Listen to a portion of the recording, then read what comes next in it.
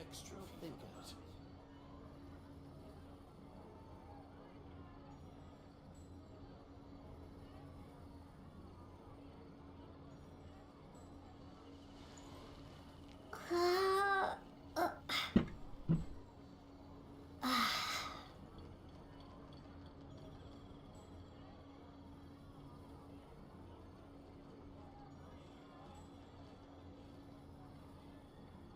There'll be an extra fee for that. I'll think about it.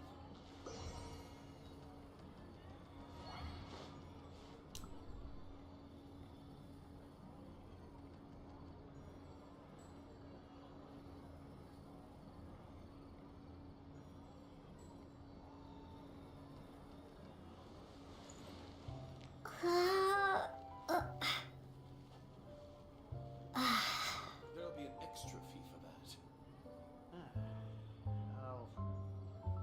I'll think about it.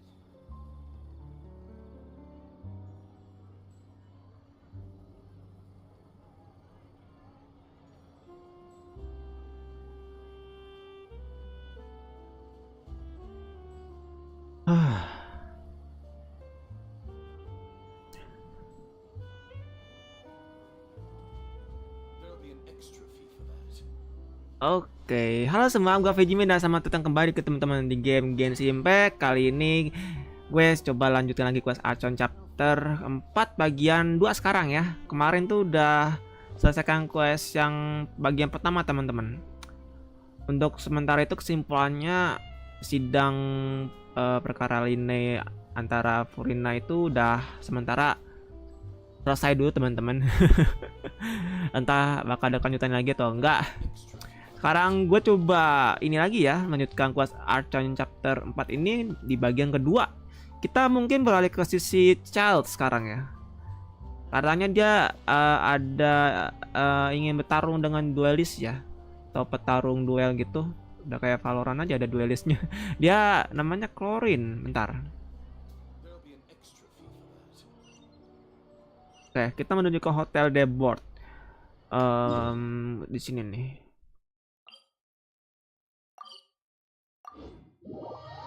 Di akhir cerita part pertamanya ditraktir makan sama Navia di sini teman-teman. Kita dibawa ke ini restoran Debord. Restoran hotel ya, Hotel Debord, sorry. Di Hotel Debord emang bisa makan-makan sih. Oke, gue bakal micu questnya. Gue mau record dulu, mudah-mudahan lancar. Bentar teman-teman.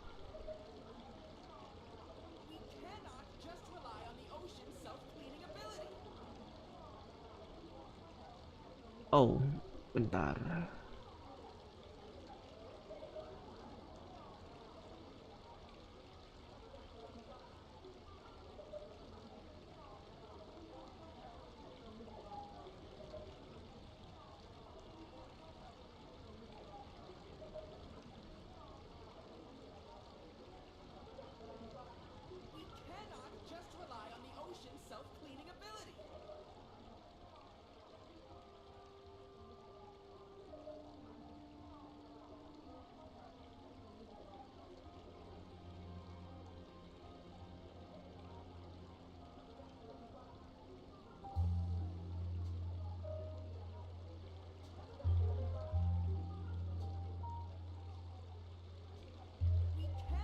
Oke, udah record.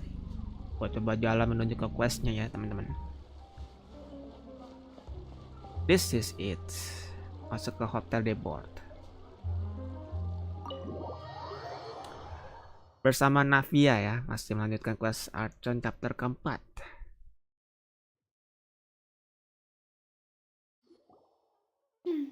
I came here several times with my father when I was little, but stopped eating here as often after growing up. I hope the food here will be to your taste.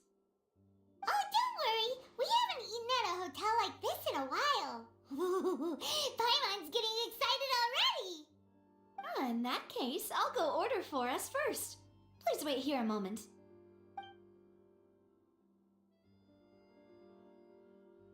Ooh, Wow, Everything looks so good. banyak makanannya di sini. Fontaine sure know how to enjoy life. Why, of course. Go ahead, try whatever you like. If the food's good, I'll make a group reservation for the rest of Spina di Rosula next time.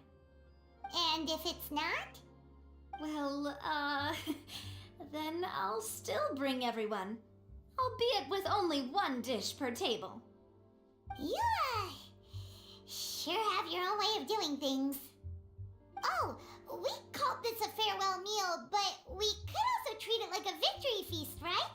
We did just win that case after all. Senang bisa bekerja sama denganmu, memang patut dirayakan. Oh, true. Very true. In that case, boss, we'll have another 2 dishes. Ini cewek kaya juga ya si Navia ini.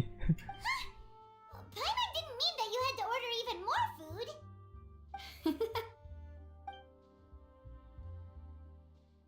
Speaking of cases, do you think that the mastermind behind the serial disappearances will get caught soon now that this has all happened? Well, we've certainly taken a big step forward, but I feel that's about it. We know that there's an organization that means to dissolve these young women, but we still don't know what they are really after. If it hadn't happened right in front of us, Paimon wouldn't have ever believed that a person could be dissolved like that. Right?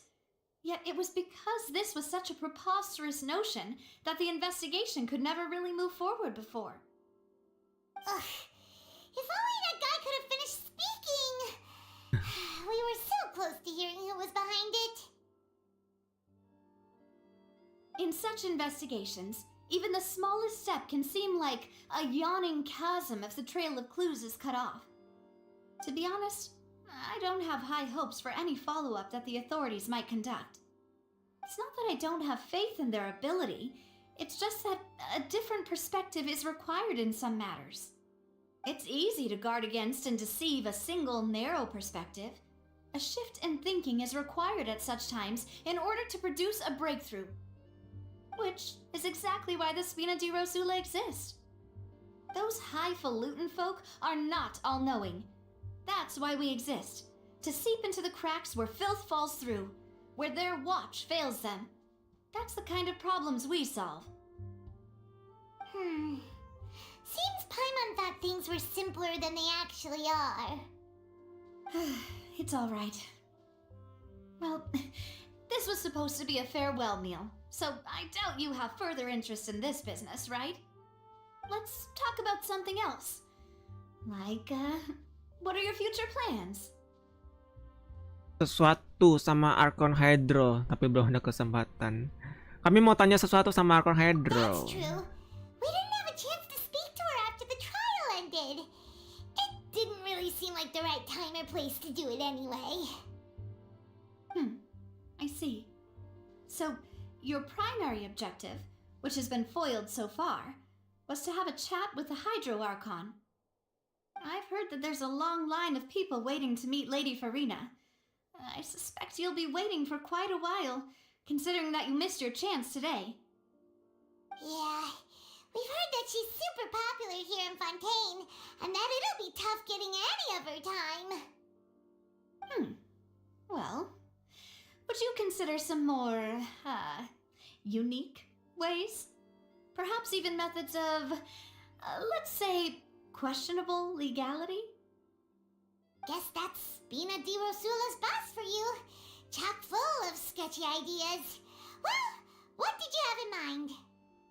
Well, one way would be to infiltrate a performance troupe at the Opera House, only to abandon your act at the play's climax and ask to speak to her after the performance. I'm sure Lady Furina would be eager to see the ending, and would agree in order to finish watching the play, don't you think? Could you suggest something a little more practical? This plan seems pretty hard to pull off. We'd have to go learn how to act, and acting's really hard. All right, here's another. Find a way to conceal yourselves under her bed. Then wake her up in the dead of night and demand answers. Don't let her go back to sleep until she answers all your questions. I can personally testify that this one works. When I'm sleepy, I'll do anything as long as I can finally get some sleep.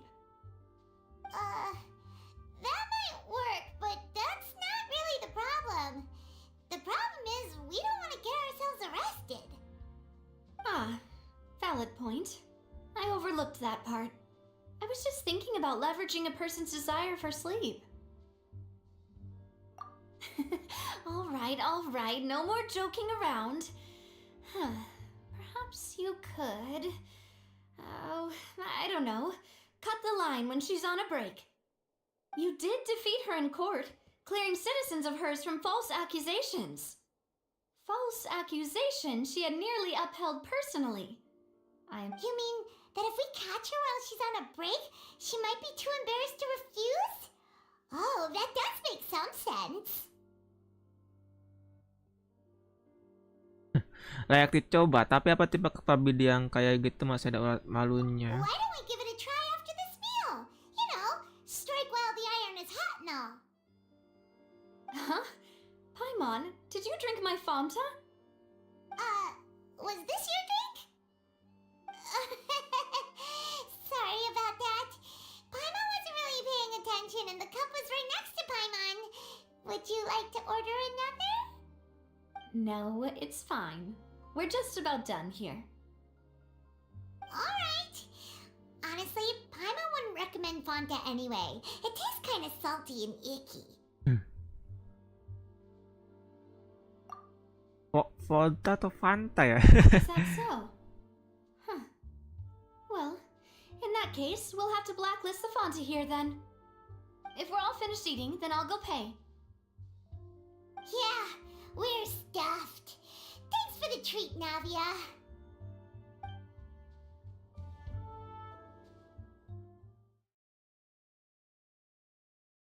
Oke, si Navianya mah traktir makan-makan sama buat Paimon numin. Oh, so full. Paimon can barely float anymore. Kayak kalau coba pakai itu kaki. Nah, that would be so normal. You know, like you. Okay. As for expenses this month, we're left with... Hey, Navia, what are you doing over there? Oh, nothing. It was just a meal, you know? Nothing the Spina di Rosula can't cover. Kayak memang royal sih makanannya salahnya sih Paimon. Let's get ready to try to meet the Hydro Archon again. Bye, Navia! Bye Navia. So this is goodbye, huh? Well, if you do encounter any other trouble in Fontaine, you're always welcome to contact the Spina di Rosula. I'll give your request the highest priority. In any case, I wish you smooth sailing. I'll see you again, partner. See ya!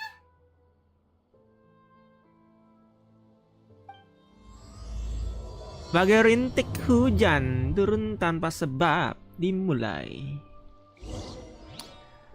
Tidak ada Navianya. Kita lanjut lagi ke gedung opera lagi.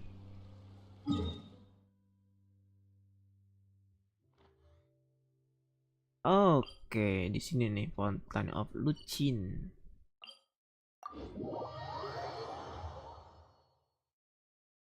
Kayaknya kalau gue lihat dari trailernya ada Child sama Chlorine di sini.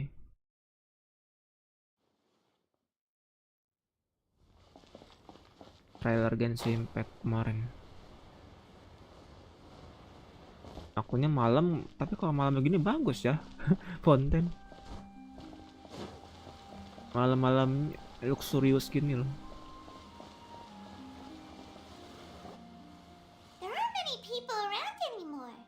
Looks like that boat we took to Araneas might have been the last one. Vache. Looks like we're back here again. Huh? Traveler? Are you hearing voices again? Ya. Ugh, that's kinda spooky. Are you sure we don't want to come back in the morning? Vache. Hey, why are you still walking towards it? There might be something nasty in the water. I feel emotion strong. Aku merasakan emosi yang kuat. Rasanya semakin kabur. Huh? Hang on. voice. It's calling for Vache, right? Hey, traveler? Stop walking! Come on, wake up!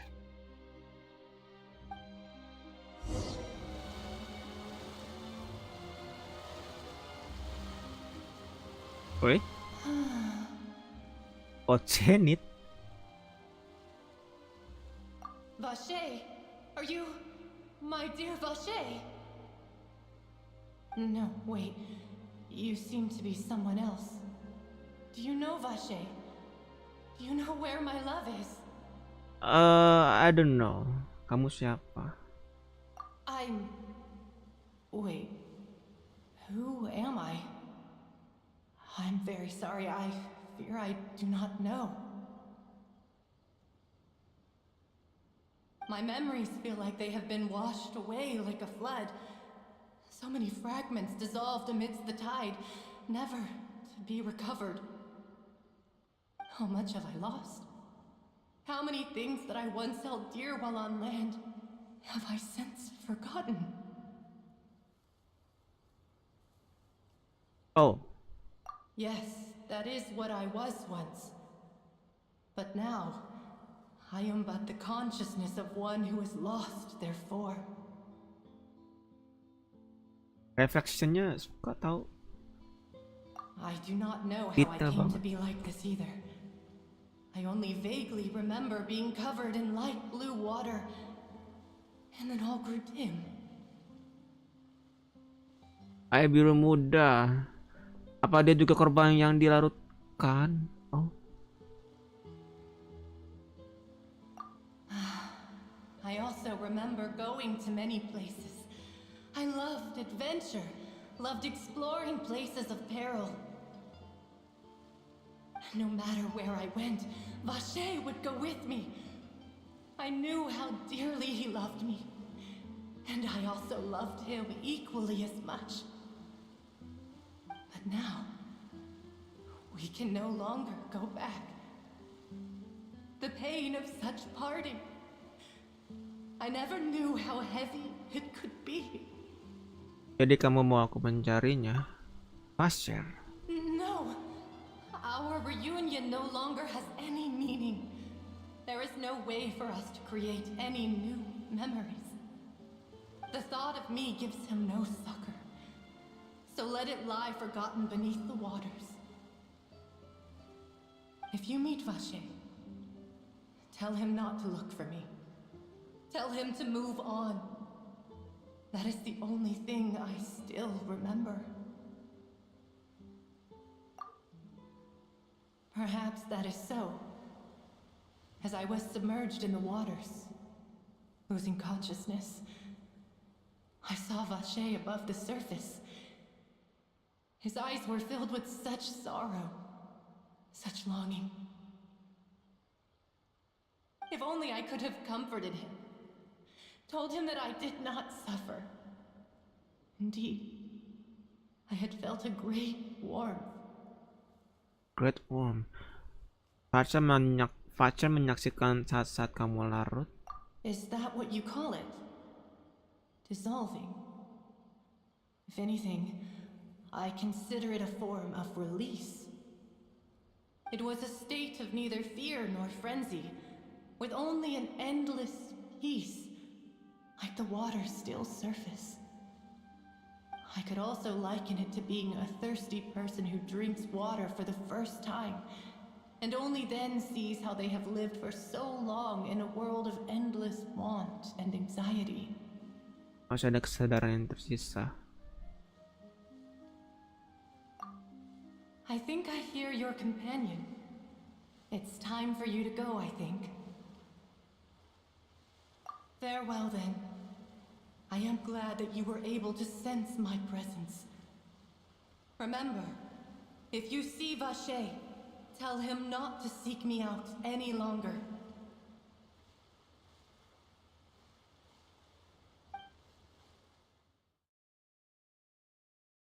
Facer. Weh,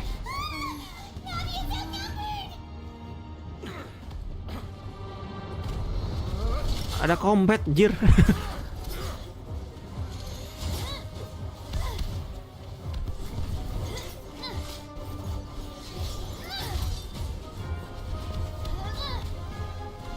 Demoiselle, look out!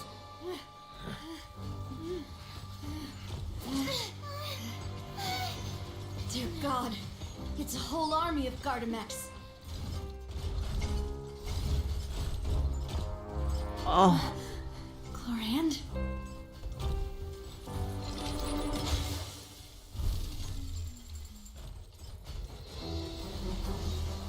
nah ini.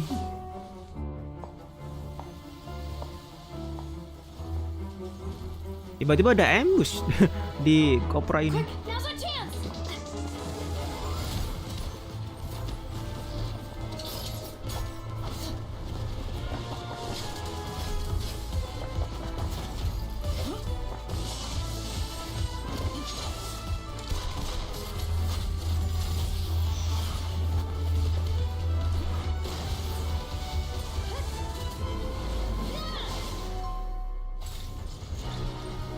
Nah, dia pakai Claymore ya kayaknya.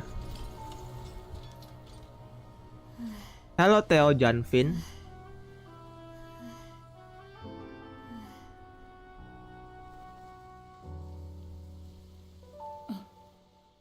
Oh. Oh. Demen nih gue liatnya. I should thank you for lending us your sword there, Chlorand. But before I do so, could you explain how you managed to show up here? I followed you. It seemed to me that danger has followed you more closely as of late. I believe that following someone without their knowledge is actually called stalking, is it not? Mr. Callus's last wish was for me to ensure your safety, and I will not betray his trust. He would do the same, were he alive today. Do not speak of my father! Sorry, demoiselle. I was not strong enough. Thank you for your aid, Miss Chlorand, but do keep an eye out for your manner of speech. I believe we all wish to avoid unnecessary emotional harm. Tadi pengawalnya keren juga di sini. Pengawal Navia. Sorry, I did not consider your feelings. Whatever. What else do you know? How did you come to the conclusion that I'd be in grave danger? I doubt I know much more than you, but I believe that the mastermind behind the serial disappearances is very powerful. Your performance tonight will almost certainly attract their attention. I'm sure they've known about me. To be honest, I'm shocked it's taken them this long to act against me. And what about these Gardamex? I thought only those associated with a Maison Gardiennage could control them. Maison Gardiennage. None of these mecha have serial numbers. I was sure to check a moment ago. They are not the ones used by the authorities to enforce the law. I can only conclude that some powerful or wealthy party must have obtained them via illegal means, deploying them as a private force of sorts. What? Your point being that they're out of Spina di Rosula's league then? Yes. Be careful, and do not act rashly. I will continue investigating no matter what. We will bring the truth to light. That's my father's true last wish. Regardless, thank you for your help today, Chlorand. But if you get any ideas, tell me first. I don't much appreciate being followed. I do not think that they'll strike again anytime soon.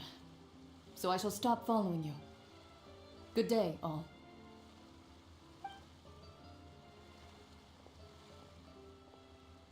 Right. I suppose that's the best news we've gotten today. Demoiselle, I believe that Miss Chlorand was being sincere with you. If we tried, we could attempt to thaw relations a little. I know, she's... Apa yang terjadi tadi? Oh, thank goodness! I thought we were done for! Those Gardamex came out of nowhere while you were unconscious, and Nadia and her gang saved us! Oh, and there was that champion duelist named Chlorant who came out to save us too. We got lucky there. Paimon probably couldn't have fought them off otherwise. Paimon sudah bisa berkuah hantam. Oh, come now. Forget all that polite talk. That wasn't really a farewell meal we had back there. Not for me, anyway. In truth, I hope that every meal we have together shall be a victory feast. As such, we're still partners. There's no need to thank me. It will take 50 years for me to match Demoiselle's magnanimity. If it were me, I would have joined the Spina di Rosula on account of her goodwill long ago. All right, you two. That's enough. Actually, Navia, how did you know that we were in danger? You sure did show up in the nick of time. Well, to be honest, you're the one who tipped us off, Paimon. Huh? Really? Paimon contributed somehow? Ooh, Paimon's even more amazing than she thought! Yes, all thanks to you grabbing my drink by mistake. How did that help? After we parted ways, I was on the way back to one of our bases when I suddenly thought of what you said. That the Fanta tasted kind of salty and icky. Oh, Fanta only comes in sweet flavors, so how could it have tasted salty? The color of the drink, if I recall, had also been a bit off.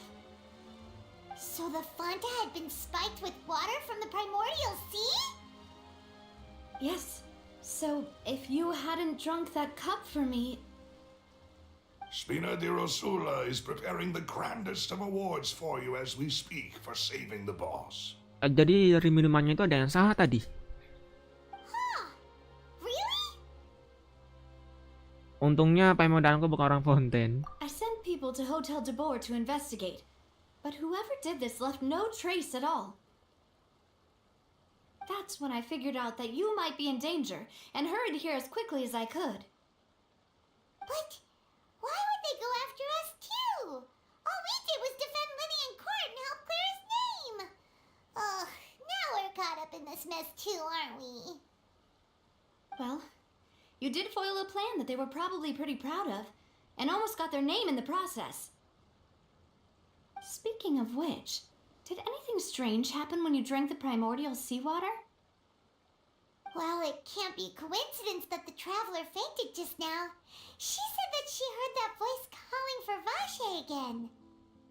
Oh, and this time Paimon heard it too, but it was real faint. Does this situation have to do with the primordial seawater then?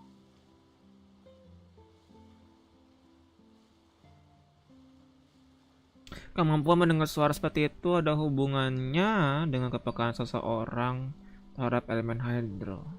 Does that mean the primordial seawater raises someone's sensitivity to hydro when it's used on people who are not from Fontaine? That doesn't sound like too much of a bad thing, to be honest. Aku dapat info baru. New intel? While you were out cold? Well, let's hear it, shall we? Suara dari air mancur itu milik salah satu gadis yang hilang dan seseorang bernama Thatcher menyaksikan ketika gadis itu larut. Oh, that is important. Detailnya dijelasin sama MC kita. Vache. That name doesn't ring a bell. I suppose he hasn't stepped forward as a witness in court lately. Since he saw that young woman dissolve, he was at least at the crime scene. But he never gave testimony or any information regarding people dissolving in the primordial seawater. Could he have been threatened? Kalau dia masih hidup, Yes, thank you. This is very important information indeed. We will continue to investigate.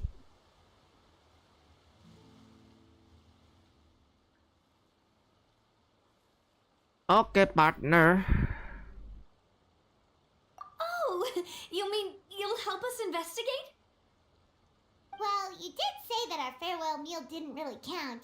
That means we're still partners, right? And besides, we're in this now whether we like it or not. You're not gonna let those people who targeted Demoiselle, do try not to look quite so pleased. You are the face of Spina di Rosula, after all. You talk too much. Well, in that case, let's head back to one of our bases, shall we? I'll arrange accommodations for you. We also have some plans to go over, and hopefully we can deepen our bonds as partners. But we'll take that one step at a time, I guess. Don't worry, you two. With us around, our base is definitely secure.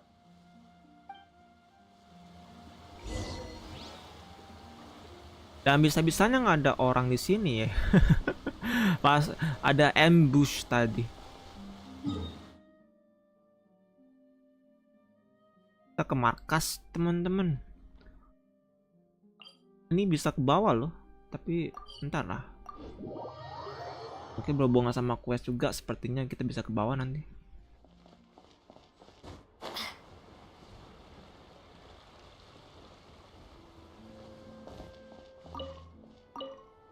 Artefak sayur mayur buah.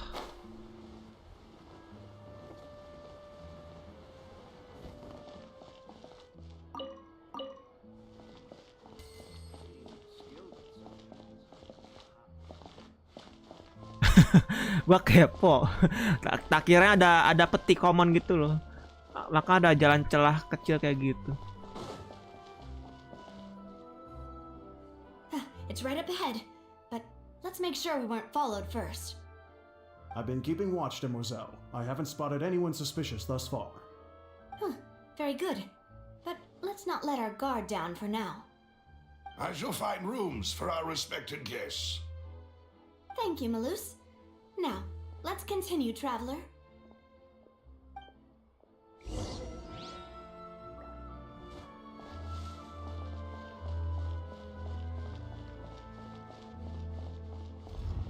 Oh, di bawah.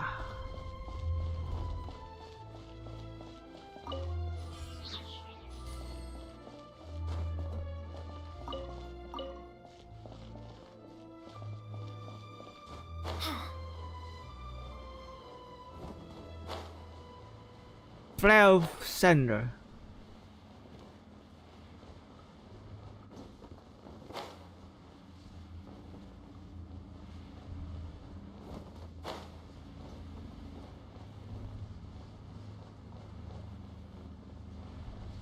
Mereka harus nurunin tangga dulu buat ke markas. Pas mau keluar dari markas, dia naik tangga dulu. Nggak capek kan mereka?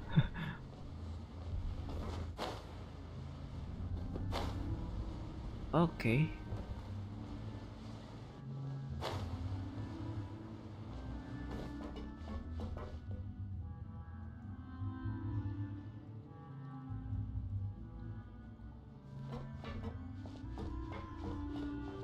HP-nya pajangan kah?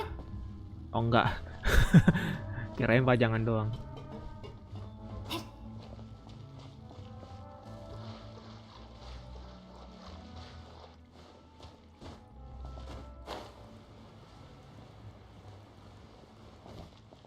Oh. Kesana ya. Kita bisa kesana juga bentar.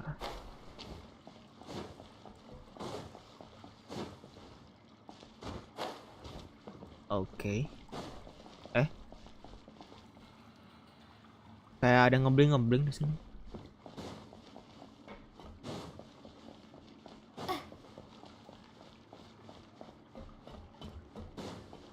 Kayak pasar gitu ya. Nah, pasar sih kayak pemukiman di bawah kota Fontaine gitu. Kalau di HONKAI kayak underworld, teman-teman.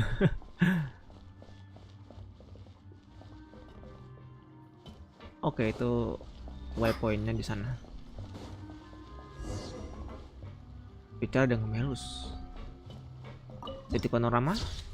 Tanah bayangan tengah erosi dan arus yang tercemar adalah masuk dalam arsip. Wow. Iya kayak kota di bawah tanah Fontaine ini.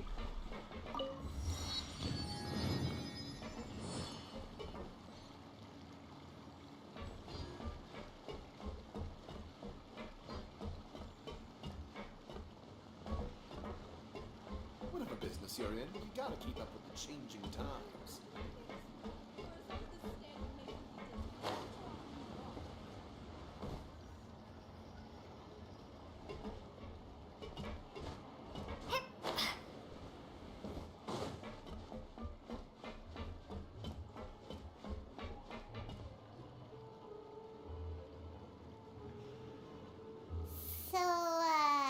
This is your base? It's not quite what Paimon imagined. Your accommodations have been arranged. Under the present circumstances, I can confidently say it's the best we have. Thank you. Well, our funds have been a little tight lately. After all, we don't allow illegal or unethical profiteering. In fact, our funds often come from citizenry who support us. Seems like it's tough times for everyone. But if you have the support of the people, that does sound like it's worth it. To be honest, our financial situation was a lot better back when my father was in charge a few years ago. I'm afraid I'm not quite his equal. Your father... He was the previous boss of Spina di Rosula, right? How did he... Demoiselle, if you'll allow me to explain. No. I'll explain it myself. I suppose I couldn't run from this topic forever. And as partners, this is something I hope they can understand. My father's name is Callus. Yes, the same one they call Callus the Unfaithful in the streets. 3 years ago, he was accused of murdering his own friend, but he chose a duel to defend his honor instead of standing trial.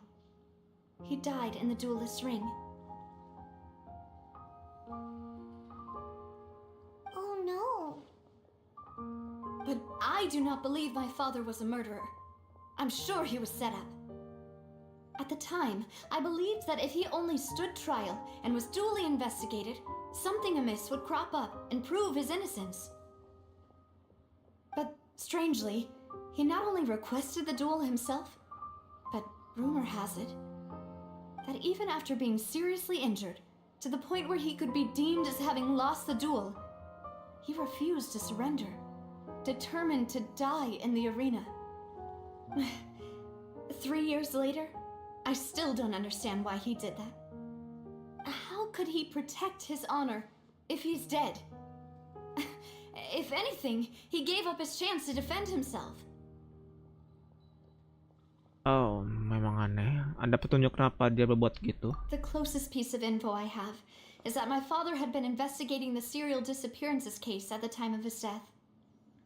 Ah, so that's why you're so determined to get to the bottom of that case. That's right. I've also tried to investigate the murder my father was implicated in, but I haven't found a single new clue in my countless reviews of the investigation records. However, I believe that if the murder case is related to those behind the disappearances, they must know something. I must know what really happened. Was my father coerced? Framed? Even if he really did kill his friend, I must get to the truth. If only he'd been more open with me when he was still alive.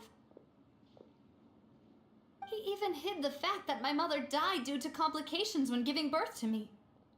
And now, here I am investigating his death. You really are a handful, aren't you, Papa? Cari tahu kebenaran. Tidak ada kesamaan. That's true. Demoiselle, please, if there is anything I can do, anything at all. Dan mereka juga loyal sama Spina Darosula. I also will never believe that Master Callus murdered anyone. There are none whom I respect more than the two of you, Demoiselle. Master Callus did so much good in life, yet all it took was one murder case for him to be dubbed Callus the Unfaithful. Even our supporters decreased greatly due to that incident, hence our strained finances at present. Wait, if Callus was such a good man, Wouldn't people at least be a little suspicious when he was accused? No. Perhaps people just revel in that kind of drama. It's not something exclusive to people from Fontaine, really. Everyone's like that. People love watching the evil turn over a new leaf, but they also enjoy watching good people fall into an abyss from one slip-up just as much. But how could... never mind. If Callus was really falsely accused, we have to find the truth. He didn't deserve to have that happen to him. There is one other thing. Master Callus's opponent in the duel was Ms. Clorand. Oh. Oh, her? Well, then, isn't that as good as saying that she was the one who killed him? Yeah, that's not the sort of thing that you can just let go and move on from. Miss Clorand has always placed great emphasis on the honorable nature of the duel. If her opponent doesn't yield, she will not stop either. She knew Master Callus beforehand and greatly respected him, but seeing how he was resolute in the arena, there was only ever one choice she could have made. It's not that I don't understand her at all, but I just can't deal with this yet. Don't worry, Navia. Paimon knows how you feel. You don't have to force yourself to do that. Afterward, Miss Clorand told us that at the start of the duel, Master Callus requested that she ensure Demoiselle Navia's safety. Artinya, Yes, that is our understanding as well. Oh, Papa. What madness drove you to ask the person who killed you to take care of me? All right, anyway, that's the information I wanted to share with you. Even if it did sound like I was just complaining towards the end. Thanks. You two should go and rest. This was quite a day after all. Yeah, Paimon's beat. Please, relax and get some sleep. We will ensure you rest soundly.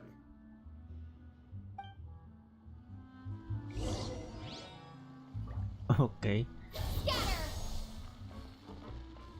Whether it be responsibility for Spina di Rosula or Master Callus's death, it all landed on Demoiselle's shoulders so suddenly. This won't do. I must become stronger.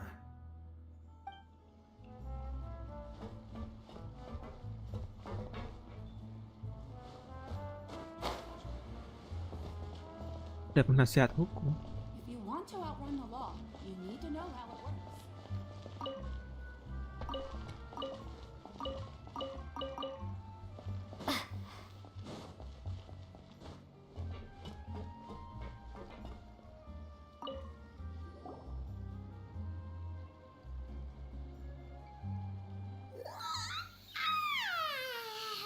Paimon slept so well. This place feels almost too safe. Huh? Navia? Where did the other two go? I sent them back to Poisson. It's Spina de Rosula's place of origin, and where we have our headquarters. There's not much for them to do here at the moment. Paimon gets the feeling that you're just trying to get them off your back. But never mind that. When did you get back? Were you waiting here the whole time? No, I just returned after going out for a while. I did some investigating yesterday regarding the name Vache. Wait, so you didn't sleep at all? How could I after having such critical new evidence appear? Guess Paimon wasn't speaking for everyone just now, huh? Unfortunately, this name seems to have been wiped from existence. It doesn't seem to have a match anywhere. I suspect that those behind this have already taken steps to hinder an investigation from this angle. But that does prove that this Vache person is a key witness in the incident. Does that mean we're too late, though? No. There is one ray of hope. One place in Fontaine that they would find almost impossible to threaten.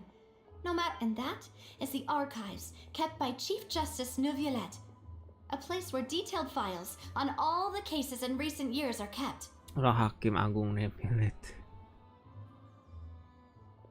If the Oceanet you met is one of the young women who went missing recently, we should be able to find some related information there. So Neuvillette maintains an archive of case files? Whew. Guess that's the hard-working Chief Justice for you. In that case, let's go talk to him, shall we?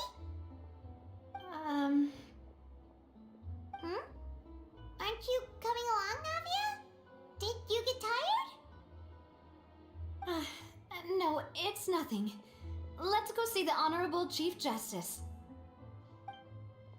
Oke, ketemu sama Neuvillette, Hakim Agung di Fontaine, teman-teman.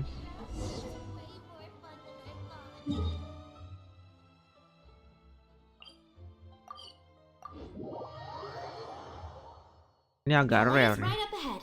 Come on. Masuk ke ruangannya Hakim Agung. Semua arsipnya ada di sana katanya. Masuk arsip-arsip yang udah menyangkut Fontaine. Oh wow.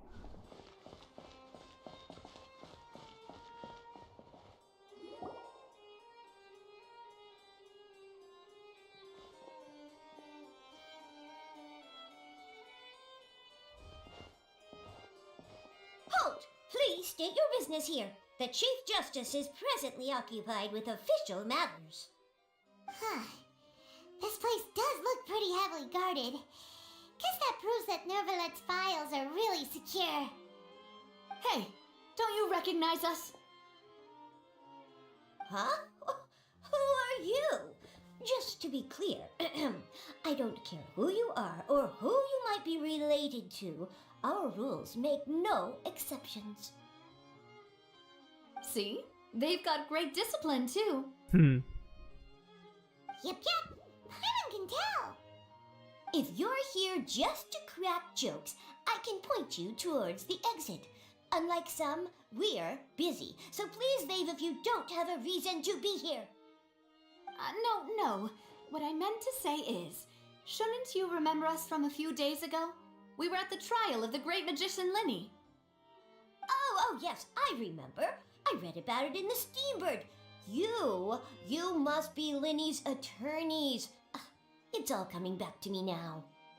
We're here today to report and archive some information on a follow-up case. Is that even a thing? Of course. Don't worry. We're here on official business. You can trust us. All right then, I'll let you through. The Chief Justice is just inside. Thanks so much. Thank you, Seren. Dari sini katanya. Please come in. Oke. Pintu otomatis terbuka.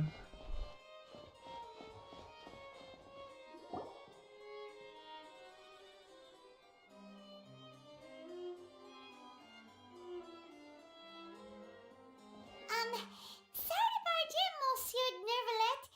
We only lied to get in because we didn't know any other way. It's all right. Please let me know how I may be of assistance to you. So you're not mad at us?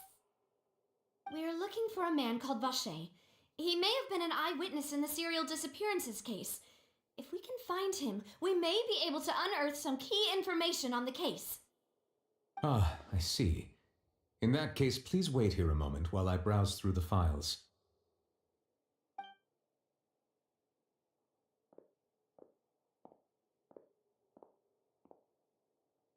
Who knew that Neuvillette would be so easy to talk to?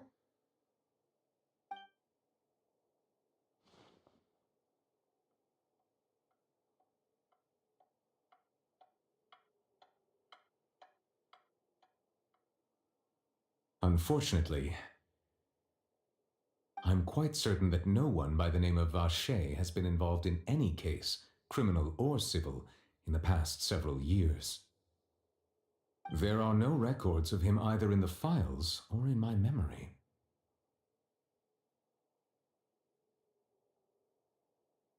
Traveler, what if it was really just a dream? Is that so? All right then. Thank you so much, Monsieur Neuvillette. We'll take our leave now. Ahem.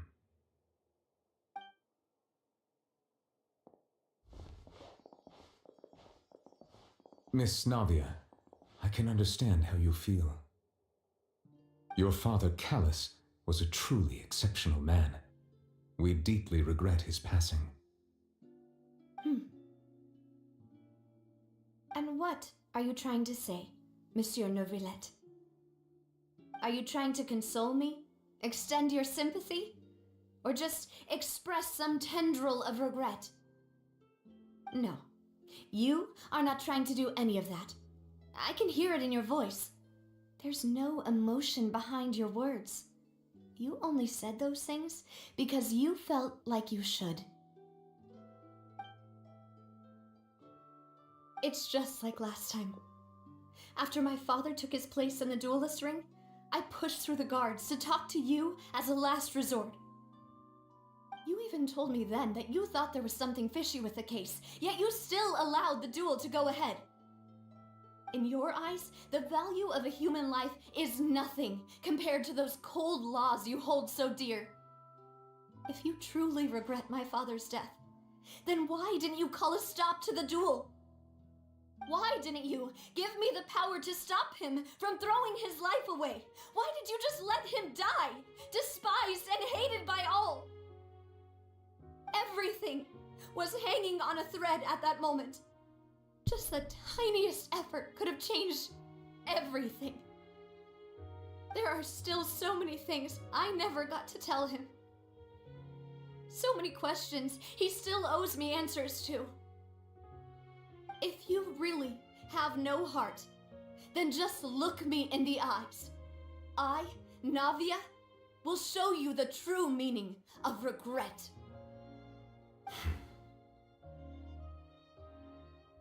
I'm sorry, Miss Navia. You and my father are truly alike. You keep all kinds of things in your heart and never say a word to anyone. It's not so much that you can't feel, but that you would never express anything. Oh well. In any case, everyone already knows full well the apathy of the Chief Justice. My apologies for taking my emotions out on you, Monsieur Chief Justice. Let's go, Traveler and Paimon.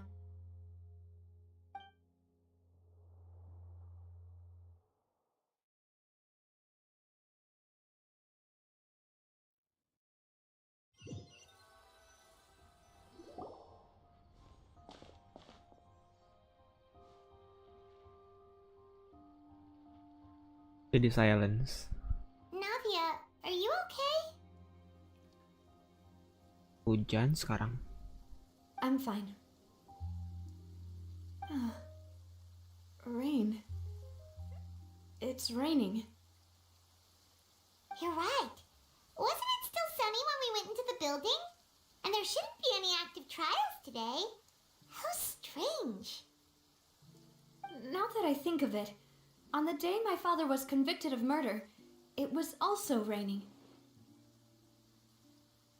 What is it? Did you think of something?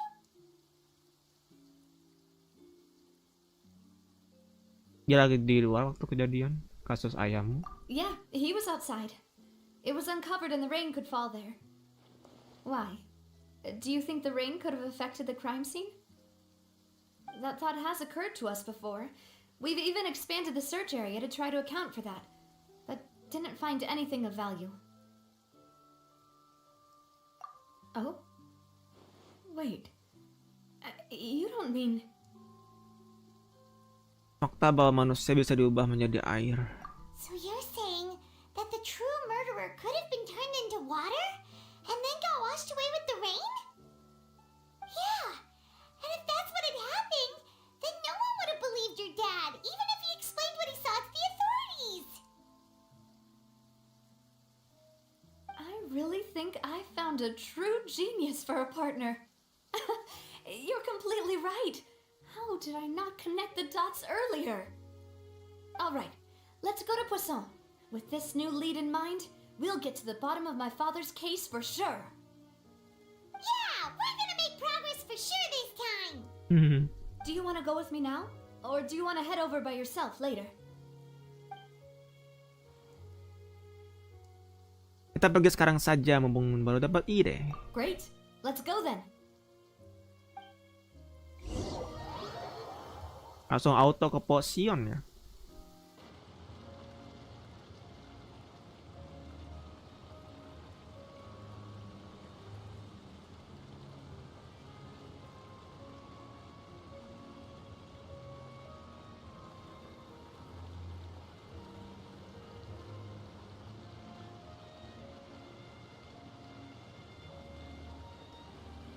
Oke, lama juga ini. Oke.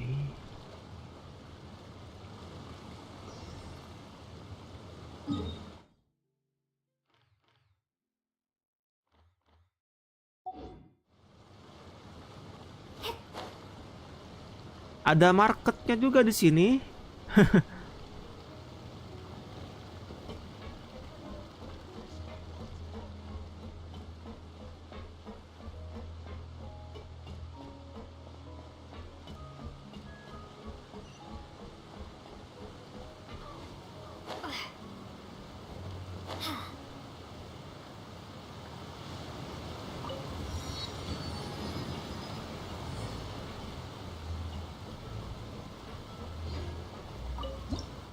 Oh, tempat ombak gelap bergema telah masuk dalam arsip.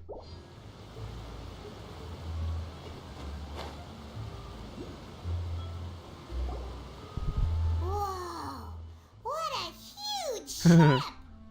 Why would a ship be anchored at a place like this? There's no need to be so surprised. While it may look like a ship, it's actually Spina di Rosula's headquarters. My father was the one who asked for it to be built like this. Perhaps our taste in exterior design is the only thing we occasionally had in common. A gigantic and glamorous ship embodies discovery, opportunity, ambition, and conquest. It symbolizes Spina di Rosula's bright and limitless future. And Paimon thought you were bluffing when you said Spina di Rosula had a glorious past.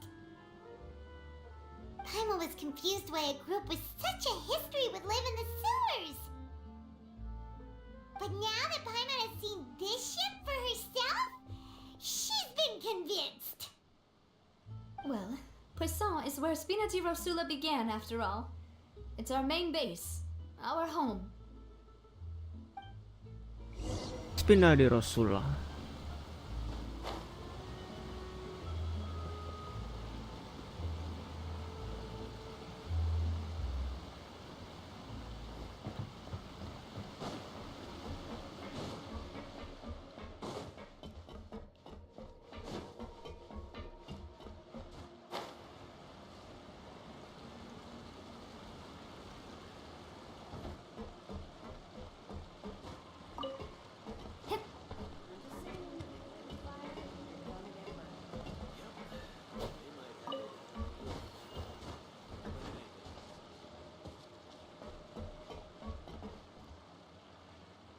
Naiknya dari mana ya?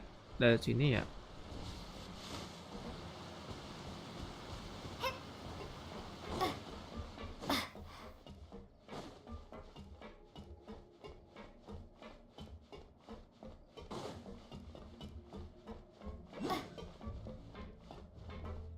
Hydroculus di sana. Mana ya? Tadi bunyi notif itunya. Sama ikonnya ada itu.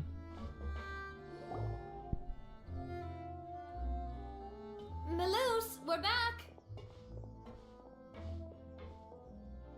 Apologies for the wait, demoiselle, and our most important partners. You said before that you still had some business at the court. What brings you back to Poisson so quickly? About that. it's because my partner here reminded me of something really important. You see, what if my father's case had something to do with water from the primordial sea? You still remember, right, Malus? On that night, it was raining? Yes, the case was quite similar to that of Mr. Lyney's. Both were what you'd call impossible murders. Could you tell us a bit more about what happened before? Yeah, of course. Many years ago, something called synth began to gain popularity in Poisson. At a glance, it was a kind of drink that could excite your mood and produce many pleasant hallucinations. Wait! Didn't that guard guy who turned into water also mention that the primordial water could be used to produce some kind of potion? Yes, he did. Considering what we know now, it's almost certain that synth is created using water from the primordial sea. If you drink synth for an extended amount of time, you'll suffer many side effects, such as losing the ability to focus or control your emotions.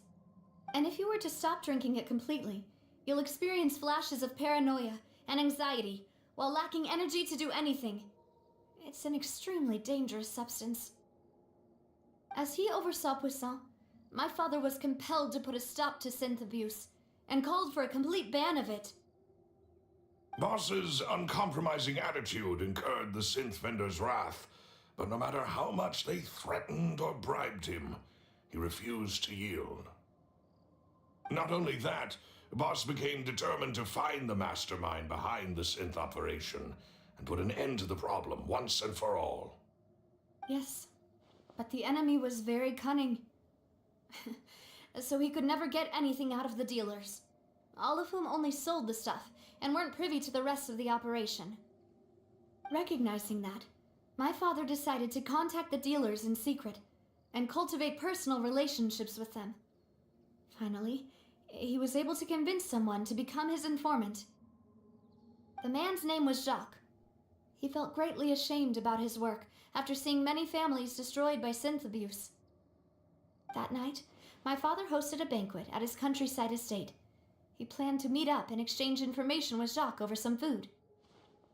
But then, we heard 2 gunshots from the courtyard. We raced to the scene and found my father, still holding a gun, and Jacques, who was already dead on the ground. Huh? How did that happen? Aren't they on the same side? Sounds just like Lenny's case, doesn't it? In both cases, the culprit seemed obvious, but neither appeared to have any motive at all. Looking back on it, though, I now believe the most important clue was something we all overlooked at the time. There were pieces of clothing left at the scene. Precisely. It's all thanks to you that I made the connection now. Back then, we all just thought they were some costumes that Jacques used to disguise himself at the banquet. But, considering it now, it's almost certain that they belong to a third person at the scene. With one extra person, we'll also need to reconsider why the 2 shots were fired.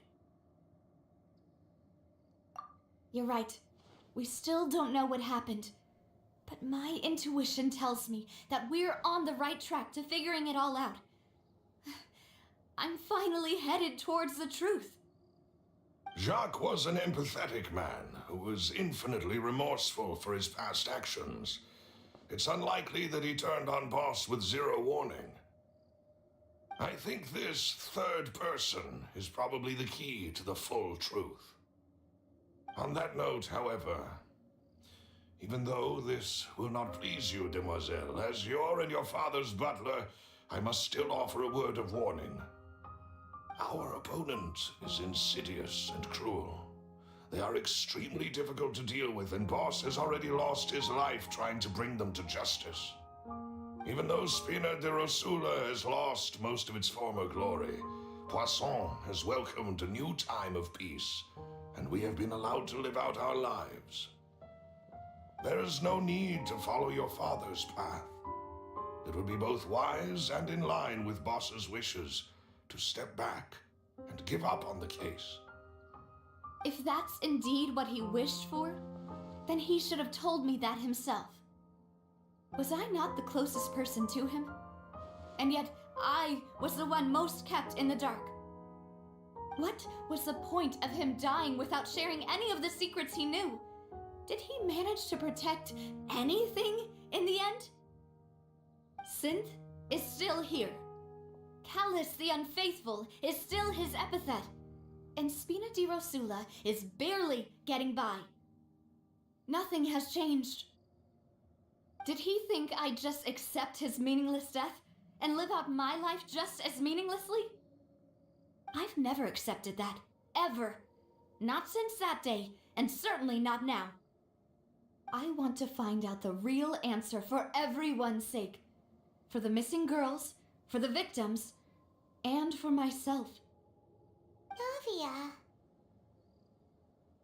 This is indeed the best moment to act. Your partner appears to be quite reliable, and more importantly, Demoiselle, I think you're also ready to take this on. So you do know something else, Malus? Yes, I do. In fact, even before that banquet, Boss already knew of the connection between Synth and the serial disappearances case. But what drove all the tensions to the boiling point was the revelation that you, Demoiselle, had been selected as the next target to disappear. What? Boss also didn't tell you that he had been diagnosed with a rare illness. The doctors told him that he had no more than 5 years left to live. And the serial disappearances case caused him great anxiety. 5 years was nowhere near enough time to resolve this long-standing conflict. But once he passed away, all the danger would pass on to you. Knowing all of this, he decided to use one final intimidation tactic before his death. He claimed to have already gotten his hands on some key incriminating evidence for the other side, and even told some members of Spina di Rosula about the details. But as long as you remained safe, he would not share the evidence with the public. If something were to happen to you, then he and all those he told would immediately expose all they knew about Synth and the disappeared victims. Right, so nobody would be able to get off scot-free. As we've seen, Boss's tactic has worked. Even though Boss has been gone for a long time, the other side has not tried to take Demoiselle's life. No, I don't believe it. He never appeared to look sick to me. No father wants their daughter to see them weak and haggard, especially someone as proud as Boss. To him, dying in a duel and suffering lasting dishonor as the unfaithful was still far preferable than losing face in front of his daughter. So he chose to die in silence, so that he could protect me. I'm afraid you're not understanding this correctly, Demoiselle. What Boss wanted to hand to you was not a parasol, but a sword. If Boss's spirit could hear you telling me that you want to find the answer for the sake of everyone involved, I'm sure he'd be extremely proud. That fool. Couldn't he have just given it to me straight? No. He might have set up everything precisely because he never thought I'd be able to understand him. Is that the amount of confidence he had in me? And what if I was never able to make it to where I am now? Yeah. I suppose that's true. With the way he'd set things up, if I had wanted, I could have just lived out my life without a care in the world. But thankfully, he rarely talked to me about complex matters, and thus understood little of me as a person. In this case, he really didn't need to give me an easy way out. Malus, what was the key evidence that he shared with you? It's the location where Synth is produced. Essentially, it's the enemy's headquarters. When he was threatening the enemy, Boss didn't share the specifics of the incriminating evidence he found. But if you want to use it against the enemy, you'll still have to take several things into consideration. Why? If we know where the place is, can't we just go storming in? You mustn't forget that we're fighting against a mysterious and dangerous organization that's been in operation for decades. There's no telling what might be lying in wait at their headquarters. We also have no idea what kind of evidence we may be able to find inside, nor what people we may be able to capture. But a single visit to their headquarters would be tantamount to a formal declaration of war. The worst case would be that we leave empty-handed, but also open ourselves up to full retaliation. Then, in that case, why not work with the Fontaine authorities? Well, you saw one of them dissolve during Mr. Lyney's case. We have no idea just how thoroughly they may have been infiltrated. Huh. That's true. Seems my father really had no choice. But things are different now. It should be a lot easier to prove the other side's guilt, now that we've connected Synth with the disappearances case. You sound like you've put a lot of thought into this, Maloose. I am the butler, after all. I live but to serve the boss and Demoiselle's will. I've always been willing to take on any kind of risk for your sake. But considering my relative lack of ability, I've spent my time keeping secrets, performing basic investigations, and waiting for the right time to come. Thank you for all of that, Maloose. Have you discovered anything new in the past few years? Let me think. One conclusion I came to was that the enemy must be quite familiar with Spina di Rosula, or at least have an informant planted here. When I announced orders to the organization's members on Demoiselle's behalf, I used to deliberately keep a few people in the dark and observe the reactions of the synth vendors. If the vendors didn't change their plans, then the individuals informed of our orders must be innocent. If the vendors packed up and fled, however, then someone must have given them the news. After several rounds of testing and investigative tracing, I've narrowed the suspect list down to 3 people. The first is Florent, Spina di Rosula's senior advisor. Huh? Florent? Yes, surprising, isn't it?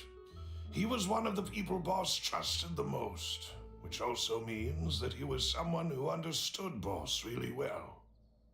Thanks to his position within Boss's innermost circle, he always knew our upcoming plans and could thus avoid capture this whole time. There's someone else like him too. Marcel, the head of Confrérie of Cabrières. Uncle Marcel. Confrérie. It's a guild in Poisson. Boss helped it to grow to its current size and prominence. In the beginning, they were only reselling some daily goods, but now they're one of the richest guilds around with a lot of business connections in the city. So, they're like a sister organization of Spina di Rosula? Yes, you can say that. When we were fighting against the synth dealers, they provided us with plenty of support. It's a bit difficult to imagine someone using their own money to hunt down themselves. The final suspect is Thierry, the man responsible for coordinating information between Spina di Rosula and the guards. Although the guards mostly leave us to our own devices, there are still many activities we have to report to the local authorities. Since Thierry is always in the know about our current activities, he could theoretically always plan one step ahead. I see. These are all people who I communicate with quite regularly. To think that the enemy we've been fighting against has been right next to me all along, among those I trust the most. It's almost too hard to believe. If you want to investigate them, please take every precaution to not alert the quarry. Judging from our experience, the enemy is extremely cautious. Of course. And thank you, Malus. You've provided us with a lot of great information. You're too kind, my lady. I'm just doing my duty. And before I forget, proving Boss's innocence would also mean clearing him of blame in Jacques' death. After that incident, Jacques' wife and daughter were taken into the Spina's care. They still live in Poisson today. If it might help, you could also pay them a visit. I can make the necessary arrangements. Anak dengan ibunya masih ada di sini ya, si Jacques. So much, Malus. You really are the best. A new case awaits, my dear partner. Tenang. I hope we can work together to uncover the truth and end this case once and for all. Catatan kasus Kalas. Di suatu malam yang turun hujan 3 tahun lalu, para pengunjung pesta mendengar 2 kali suara tembakan di luar. Saat mereka sampai ke tempat kejadian perkara, Kalas sedang menggenggam pistol. Sementara Jacques mati tertembak.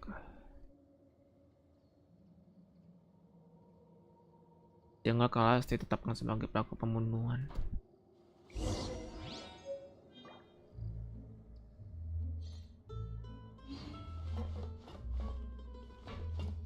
Berarti kita kunjungi keluarganya si Jacques terlebih dahulu.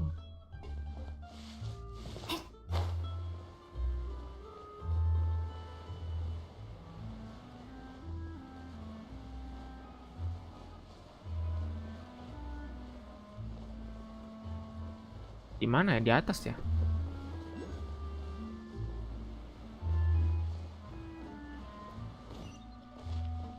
Iya. Gua mau ke bawah lagi.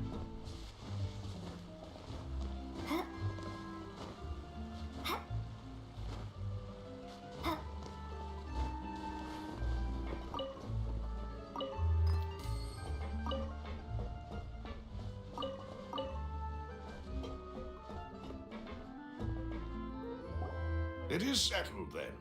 Please excuse me and enjoy your conversation at your leisure. Thank you for arranging everything for us, Malus. Excuse me, miss. Do you need anything from us? Oh, Hey, Navia's all quiet. This isn't like her at all. I'm sorry that I only came to visit after all this time. After what happened, I didn't know how I was supposed to face the two of you. If it's about that, there's no need to apologize. After my husband died, Spina di Rosula sent us a lot of mora and support. I understood your guilt and apology to be genuine. But aren't all of those things nothing compared to the loss of Jacques? I can understand the kind of pain that comes with losing a father so needlessly. You don't understand at all. I didn't know how to face you, because I didn't know what I could possibly bring as a consolation gift. I know only the full truth could bring closure to you, and to all of us. I'm sorry. I appreciate the sentiment, but you don't have to carry all that guilt. On the matter regarding my husband, my daughter and I have more or less found our answer already. Would you mind sharing it with me? I really can't believe that my father could ever bring himself to shoot Jacques. I always knew that my husband's money was earned through others' suffering. He told me countless times that if he could turn back the clock, he would never go into the synth business again. He had many regrets, and felt that he took the idea of providing for his family too literally. For the longest time, he thought Mora was everything. So when Mr. Callis came to him with a proposal, he accepted it almost immediately. He tried to be as careful as he could, but even so, he was still found out by the higher-ups. They found out about his betrayal?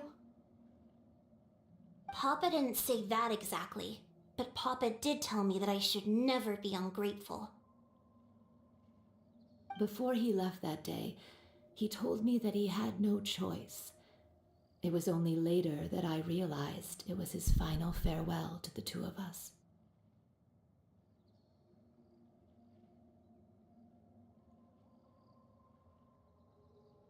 I don't know that for sure, but you could say that's the conclusion I eventually came to. Which is why I'm the one who should feel guilty. Callus had always taken great care of us, both when he was still alive and after he passed away.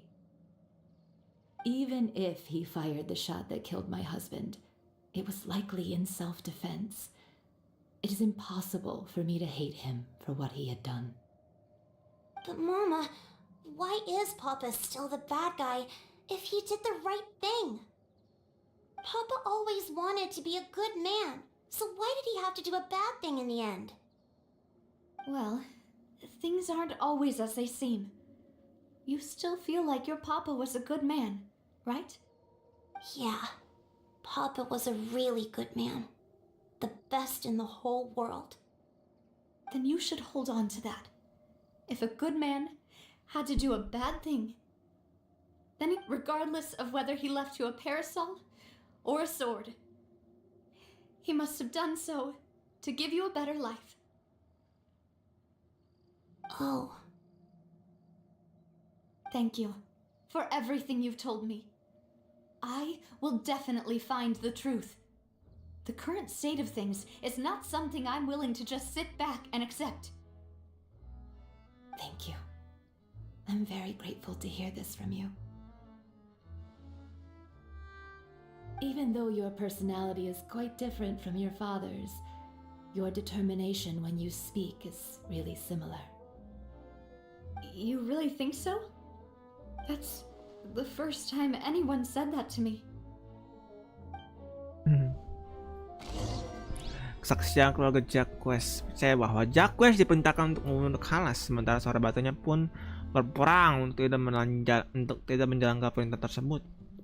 Mungkinkah Callus sedang membela diri saat itu, atau ada hal lain yang masih tersembunyi? I'll leave my husband's case to you. Thank you, Miss Spina, and Miss Spina's friend.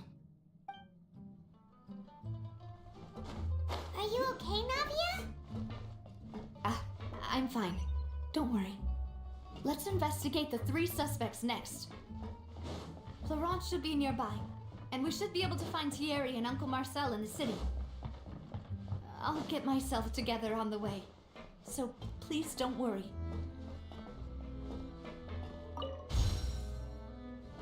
More.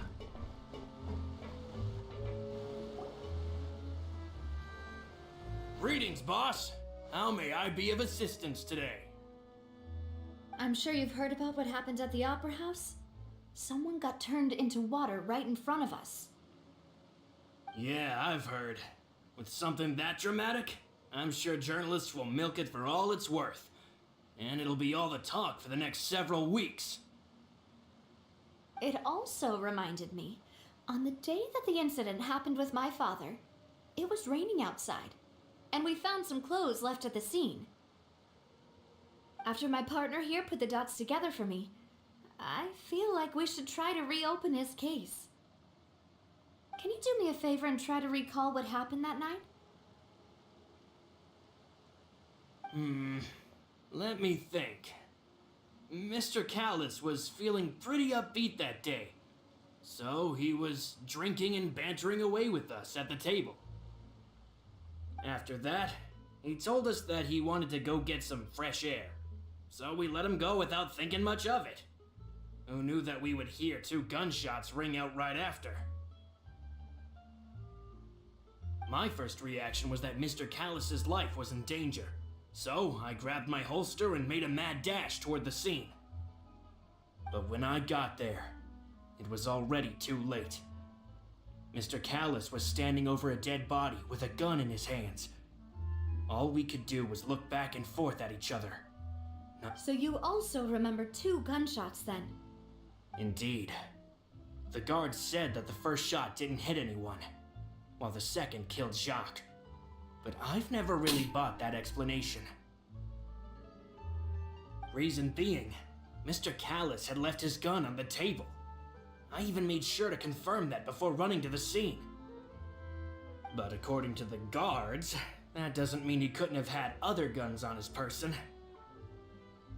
About the clothes left at the scene that you mentioned, do you think there was a third person there who was turned into water? At least from our perspective, my father had no reason to kill. So he would also have no reason to bring an extra gun with him. The gun he was holding probably belonged to Jacques, or a third person on the scene. Yeah, that makes a lot of sense. So you're saying Mr. Callus ended up with the gun because he seized it from one of the other guys?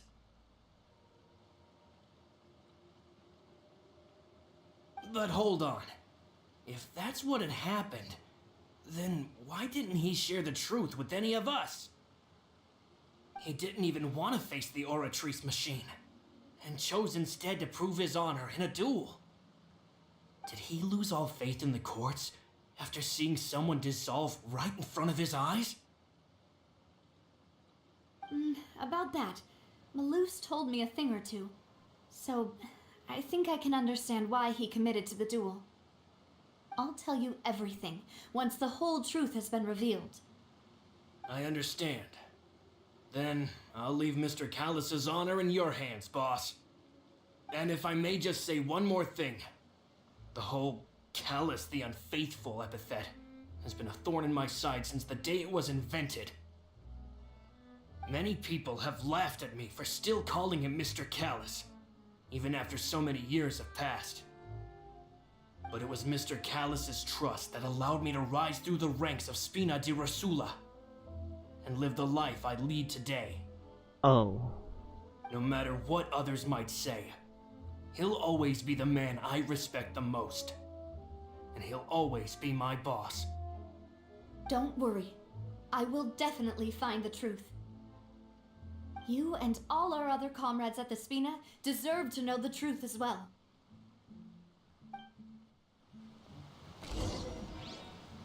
Nasihat Spina di Rosula Floren mengaku sangat terima kasih atas kebaikan Kalas.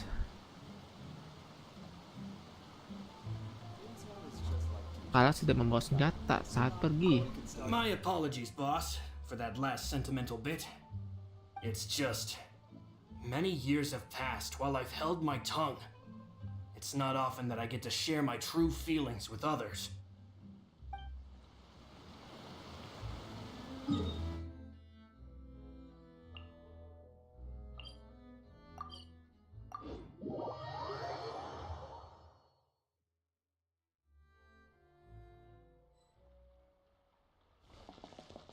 Sekarang Thierry. Hey, Thierry, it's me. Oh, now, what brings you here, Miss Navia? I've heard that you made quite the name for yourself at the Opera House. Oh, so you've caught news of that already. Oh, okay. Hey, I'm also a member of the guards, you know. The way you make it sound, people would think I was sent off to Poisson because I had done something wrong. Are you sure there isn't a little bit of truth in that? Under normal circumstances, shouldn't you have been called back to the city already? I mean, where I work is really up to me. Let's just say I enjoy the ambiance of Poisson. Callus did a fantastic job running the town, building Spina di Rosula from the ground up and clearing many obstructions in my way. It would be next to impossible for me to find a similarly easy but high-paying job in the city. Anyway, enough chit-chat. Are these two friends of yours?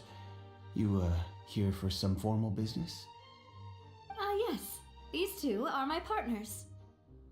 What happened at the Opera House made us realize that Lyney's case and my father's may be related. We're trying to reinvestigate the details of my father's old case. Ah, I get it. You think there might be more to the case now that we know people can be dissolved into water, right?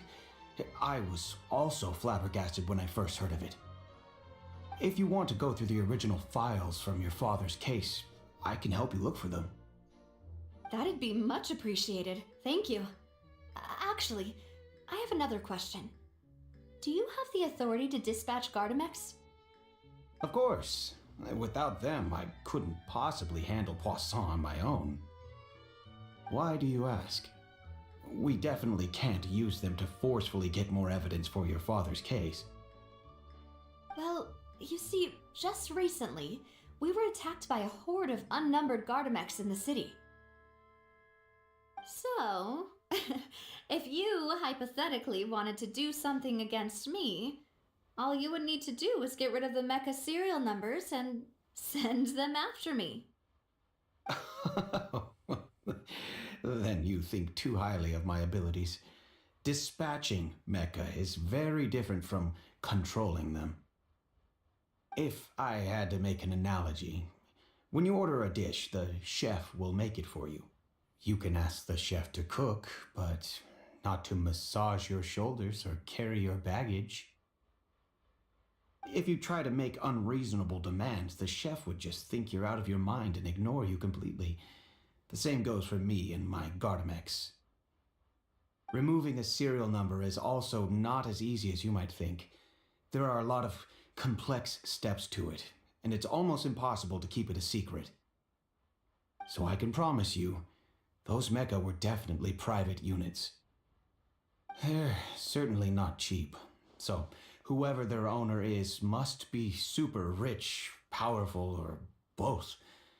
Now that you mention it, though, being in the synth business would definitely be profitable enough to afford this. Oh, then you're officially in the clear, Thierry. Oh, well, thank you for the vote of confidence, Navia. Jokes aside, I'd like to wish you all the best with your investigation. I'll be staying in the city for a little while, so just come find me if you need any support from the guards. From the guard. Orang yang bertanggung jawab atas akses komunikasi resmi antara Spina Darussulah dengan guard. Menurutnya hanya orang yang cukup kaya saja yang bisa memiliki Gardamex dalam jumlah besar secara pribadi. I'll see what I can do for you in Spina Darussulah when it comes to guard stuff, but don't go advertising it to everyone else.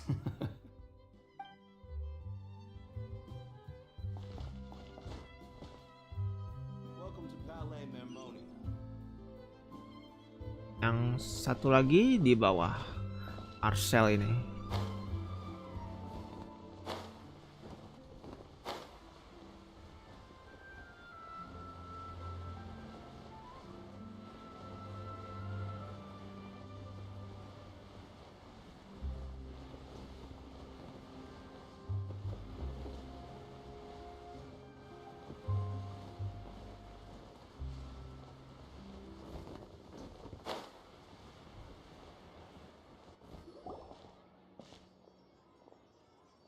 Hello, how may I help you?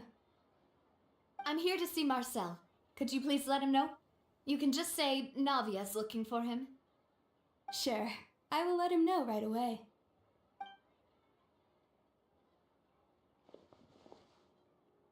Tergopoh-gopoh. Ah, Navia, hello. Sorry to keep you waiting. I'm not as young as I used to be, so my legs are giving out a bit. Oh, it's all right, Uncle Marcel. There's no need to stress.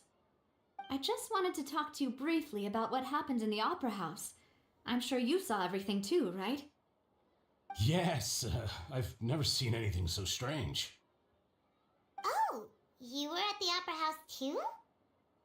That's right. I went there with Navia to see the magic show. Who knew it would turn into a whole murder mystery? I also witnessed your marvelous sleuthing work. Quite impressive. To beat the Hydro Archon at her own game on her own turf, I can already imagine everyone in Fontaine discussing your exploits over a few glasses of wine. Oh, Paimon doesn't want to become the talk of drunkards. Apologies. It's just how Fontaine is as a nation. Everyone loves drama and theatrics. Uncle Marcel, you've also noticed that other thing, right? The fact that humans can dissolve in water? Yes, I was reminded of your father's case right away. Is that what you're investigating now?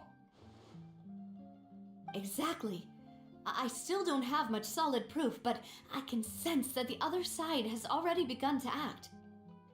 Oh, and what makes you say that? We were attacked on Araneus by some unnumbered Gardamex. And there was also an attempt to get me to drink water from the primordial sea. If not for the vigilance of my partner, I probably wouldn't even be here talking to you right now. Oh, you're giving us too much credit. Wasn't it you who protected us? Alas, it seems things are heating up again. The peace that Callus sought so dearly will soon become a thing of the past. But rest assured, Navia, Poisson will always remain a safe haven for you. If you're scared, you can always return there.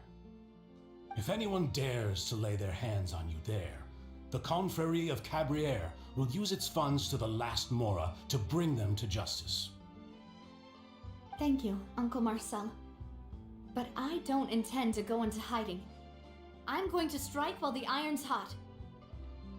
Do you have any new thoughts on my father's case? About that. Sorry, my age is catching up with me, so it'll take me a while to recall my memory. The Confrérie was responsible for that banquet, so I was out and about the whole time making sure things were running smoothly. I didn't even have the time to drink with the guests. Then I heard the sound of a gunshot, and the rest was history. Oh, it's okay. No need to push yourself. We'll ask around some more, see if there are any valuable clues elsewhere. Sounds good. Just let me know if you ever need Mora. All my wealth comes from Callus's patronage and support. I'll spend however much it takes to clear his name.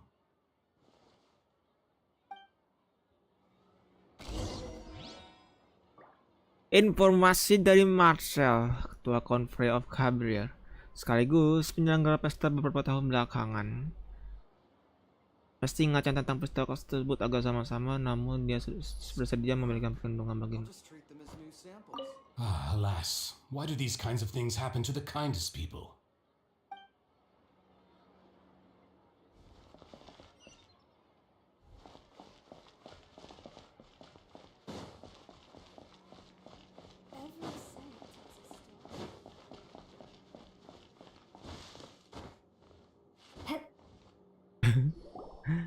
We've talked to all three suspects, purely based on their conversations with me. None of them sounded particularly suspicious. I suppose that's to be expected, though. If a single conversation's all that's needed to find them out, then my father wouldn't have needed to investigate the case for so many years. Anyway, even though we didn't make a breakthrough, let's still compile what we were able to find. But where should we start? Motif Jack Quest. You're right! Florent mentioned that Callus probably only ended up with the gun because of circumstance. That makes sense. According to Jacques' family members, he already told them that he had been discovered and that he had no choice before he left home that day. If I had to guess, he probably received an order from the synth boss to kill my father. Had he refused, he and his family's lives would have been forfeit. So, Jacques fired the first shot? Oh? And why is that?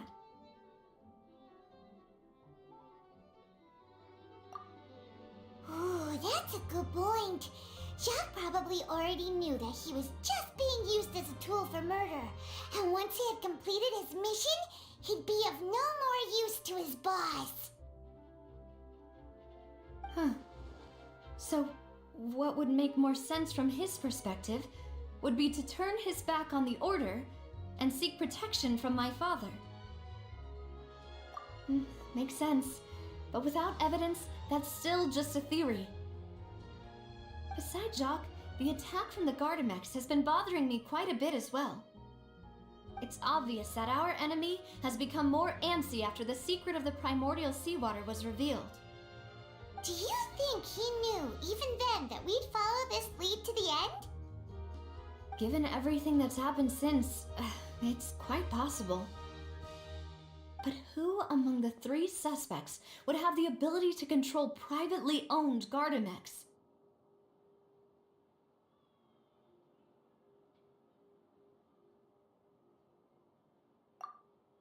Thierry. Thierry, you say? Huh.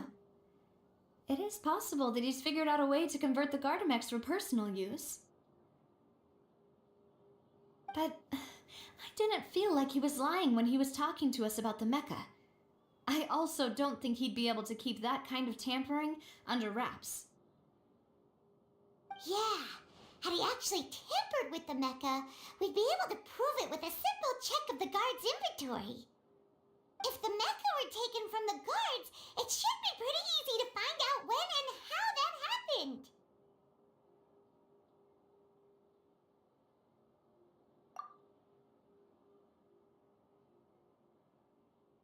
Florent? It is true that he was closest to my father, and thus had the best chance of learning about his dealings with Jacques. But as Spina di Rosula's advisor, his work mostly deals with personnel and security, so he shouldn't have much means when it comes to finances. So you're saying he's too broke to afford a mecha army? Mhm. Exactly. He can't. And even if he could, I don't think he would be able to dispatch a whole group so quickly.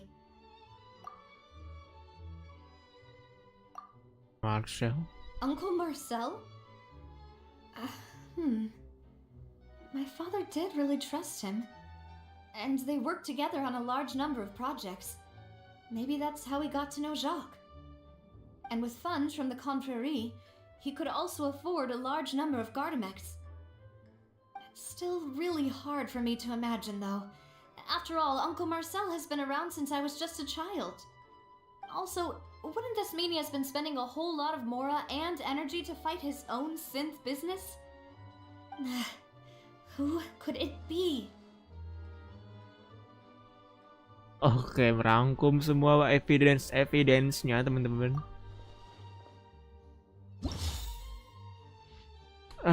Bukti yang paling kuat. Siapa ya kira-kira bisa memanggil para Gardamex tersebut? Karyawan.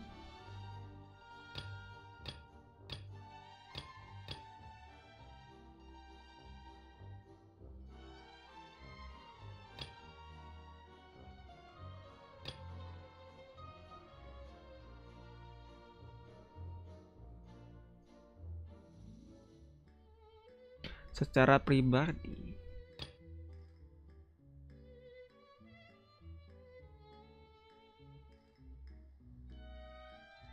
Bersedia memberikan perlindungan bagi Navia. Kematian ayahnya Navia katanya juga demi perlindungan Navia juga ya. Kalau kata Thierry, dia bisa tahu kalau yang cukup kaya saja yang bisa punya Gardamex dalam jumlah besar secara pribadi. Own self.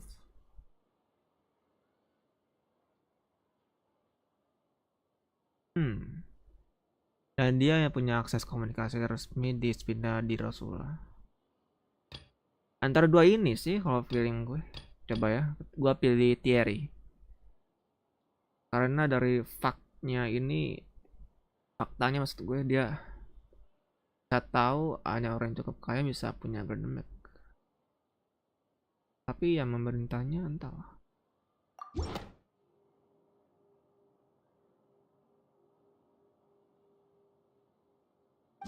Hanya ada satu orang yang cocok. Bagaimana dengan Marcel? Nah ya betul kan, di antara dua itu pak. Di antara dua itu Uncle Marcel is indeed the most suspicious of them all. Could we be missing other suspects? Malus didn't know about the people turning into water thing when he narrowed it down to these three, did he?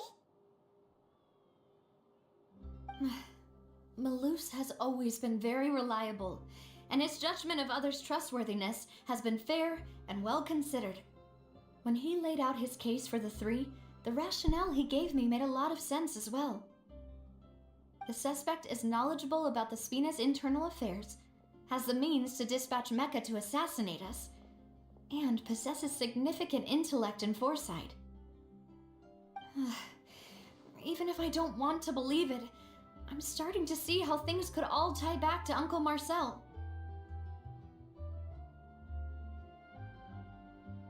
Well, we still have another trump card on top of all the theorizing and speculating. Rangkas produksi Sinte. Yes, Malus did say that charging straight in there would be extremely risky, but we don't have any other options right now. We need far more solid proof before we can hope to go charging in on our enemy. Navia, here you are. Oh, I've been looking for you. Huh? Aren't you the guy from the guards? Did something happen? Yeah. News came from Irenaeus just after you left. We've got another trial on our hands. Wasn't that place built specifically for holding trials? What's so newsworthy about this one? I know. But they said the person they're putting on trial is a Fatui harbinger. Child. called Ini dia. What? Is that someone you know? Yeah, we know him. Maybe even a little too well. Well, he's been accused of being the true culprit behind the serial disappearances case. It's absurd, don't you think? Wait, how? None of our investigations have had anything to do with him. That's what I thought was strange about it, so I came to tell you the news right away. If the charge against him stands, then it'll be next to impossible to get the guards to support any of our planned investigations. Right, because they'll think they've already found the culprit. Yeah, and it'll be a lot harder then to clear Mr. Callus's name. I understand. Well, partner, what do you think we should do? We still haven't found any conclusive evidence. Pisah aja.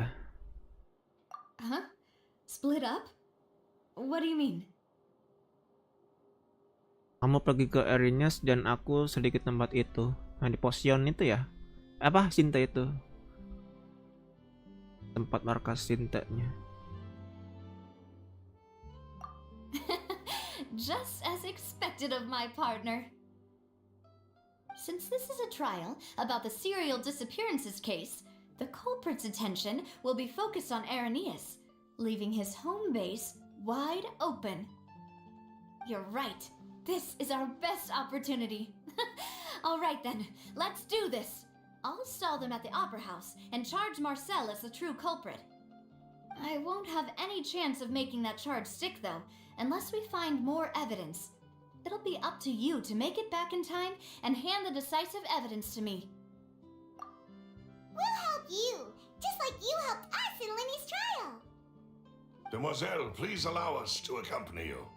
Datang tiba-tiba mereka ini. I'm ready. Ah, Malus, Silver. When did you two get here? We heard that you'll be leaving Poisson and figured that you might require our assistance. It's our hope that your confidence will be bolstered with the two of us by your side. Thank you so much. Then, let's make haste for Irenaeus. Paimon, Traveler, I'll see you at the Opera House. See you then! Analisis tersangka. Jika menggabungkan informasi tersebut, bisa disimpulkan bahwa orang yang memiliki tekanan dengan jumlah besar ini dapat menjalankan bisnis Sinte tanpa meninggalkan jejak. Hanya ada satu orang, Marcel. Langsung TP ke tempatnya ya. Now that Navia has set out for Irenaeus, Oke, benar. we should also get going. Nasia, The location Nasia has lagi. already been marked on the map, so let's head over. Navia sudah ke Irenaeus.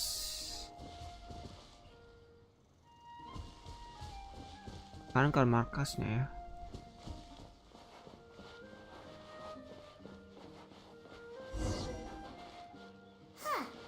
According to Malus's info, the Oke, Sim kita production berenang di base sini. is underwater. Let's go and try to find the entrance.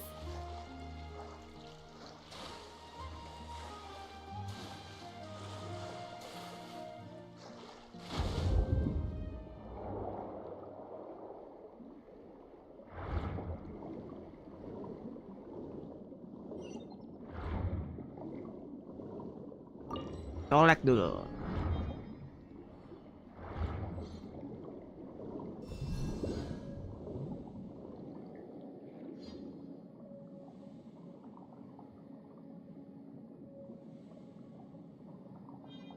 Oh, ada yang menarik nih. Kekuatan kehidupan yang kuat dari Fontaine Grass. Beberapa titik lemah Fontaine Grass akan memancarkan cahaya khusus. Titik ini harus dipotong sepenuhnya. Water Blades. Oh, dia bisa grow up lagi. Bisa tumbuh.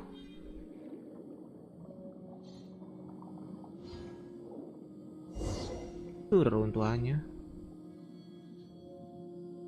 Finally found it. Huh. So this is the entrance that leads to the synth production base. It sure doesn't seem out of the ordinary at all. Justru tidak mau mencolok. You're right.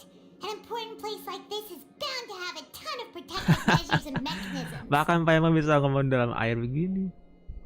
Navia's Luar probably biasa arguing Fontaine. up a storm right now to stall for us.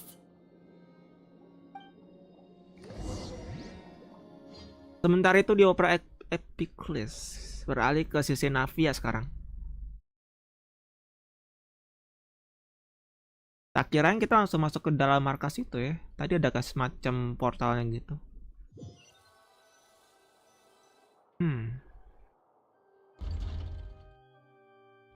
It would appear that I must repeat my question again, Mr. Tartaglia. Sisinya Navia dan sekarang lagi ngesidangin Child. Do you accept the charge that you are the true culprit behind the serial disappearances case? To be perfectly honest, I don't understand your country's complicated court system or the reason why I'm being charged with something I've never even heard of. However, I did hear that people who have been charged can choose to participate in a duel to clear their name. Is that right? In which case, as long as I accept the charge, I can have an all-out fight with that champion duelist Clorent, right? I've got to admit, that's one of the most enticing offers I've ever received. When I privately sparred with her last time, she was obviously holding back. Real disappointing. Hey! Don't you understand? You're currently the prime suspect for a major case. This isn't the place for you to be looking for fights. Oh? Sounds like the Hydro Archon wants to lecture me on the ways of the Opera House. Then why don't you duel me too? I'm the kind of student that learns best in the heat of battle. No. That's not what I meant. Alas, it would appear that communication with the defendant is going poorly, and we have made very little progress. In that case, let me explain everything from the very beginning again. The goal of this trial is to determine the culprit behind the serial disappearances case. That case had nothing to do with him. You've got the wrong man. Huh? What's going on? Why is she interjecting again? I told you it couldn't be one of the Fatui harbingers. Miss Navia, this is the second time you've interrupted the court proceedings. I only tolerated your behavior last time because you were able to provide the court with a key eyewitness. But that was an exception rather than standard court protocol. I can very well charge you with contempt of court for your interjections. Oh, please. Did you ever think I had any respect for this place's pointless theatrics? We can put that discussion aside for now. I'm not here to argue with you. I'm here to charge the true culprit behind the serial disappearances case. And if my charges prove true, then Tartaglia here will be proven innocent by default, correct? Oh, A young lady has charged in and offered to clear my name. Mhm. How fascinating. Well, I'd gotten half bored to death by all these rules and procedures anyway, so I'll take you up on that offer. So, Your Honor, is there nothing else for me to do now? You may take a seat for now in the audience, but that doesn't mean the suspicions against you have been lifted. Now then, Miss Navia, who is the person you would like to charge instead? That person is. Ah.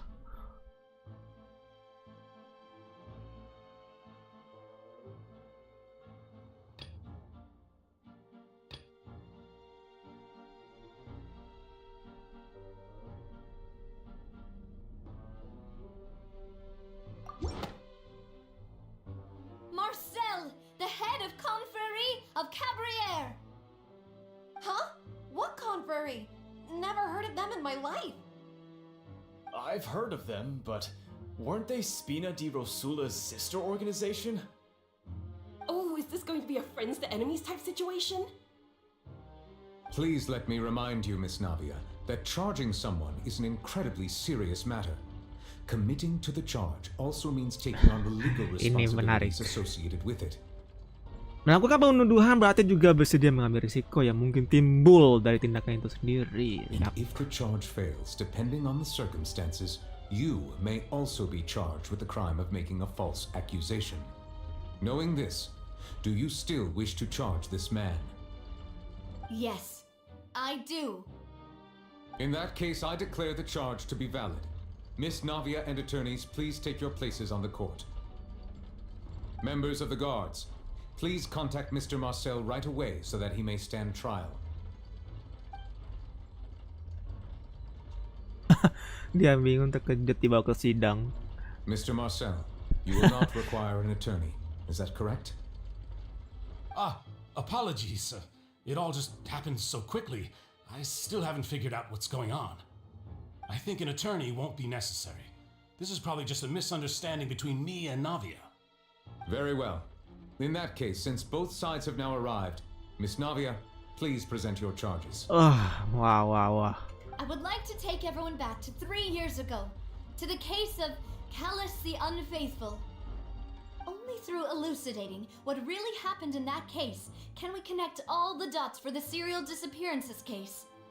Navia, do you really think that I was the one who killed your father? Come on, why would I do that? Callus was my benefactor, and remember both you and I only ran to the scene when we heard the sound of a gun. If that's enough to make me a suspect, wouldn't that make everyone at that banquet a suspect as well? I think there's no point in getting into the specifics right now. The audience doesn't even have the big picture yet.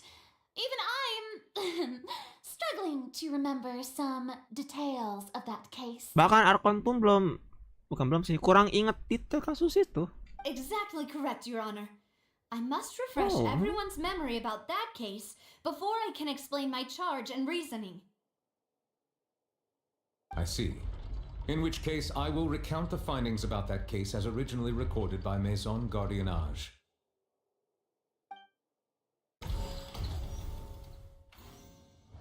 On the day of the murder, Spina di Rosula hosted a large banquet in a countryside estate owned by the Confrérie of Cabriere. Wah.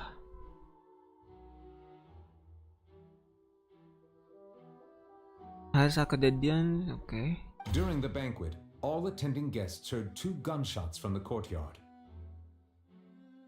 When the guests arrived at the scene, they found the primary suspect, Callus, holding a gun, while his acquaintance, Jacques, lay dead from a gunshot wound. The guards' investigation did not recover any other firearms from the scene. As a result, they concluded that the suspect's first shot must have missed, while the second must have taken Jacques' life. Tembakan pertamanya meleset, keduanya kena Jack. The suspect did not dispute this conclusion, and also declined to defend himself in court. Instead, he chose to prove his innocence through a duel. Callus was defeated by champion duelist Clarand in the ensuing duel, and soon succumbed to the injuries. Okay. These are the known facts about the case.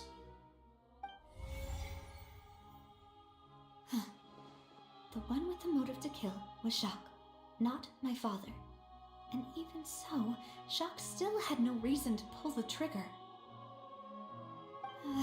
In truth, the third person shot Jacques first, and was shot in turn by my father when my father seized the gun from him. Orang ketiga yang menembak Jacques duluan lalu ditembak oleh ayahku waktu dia berhasil merebut pistol itu dari pelakunya. After that, the true culprit turned the third person into water, erasing all traces of him from the scene.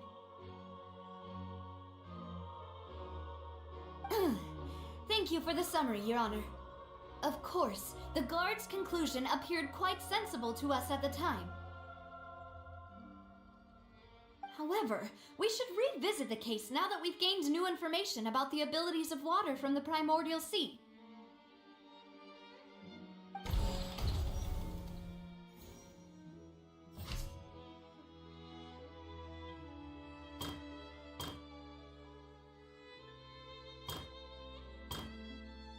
Ada 4 yang bisa kita bantah di sini sama cari kontradiksinya.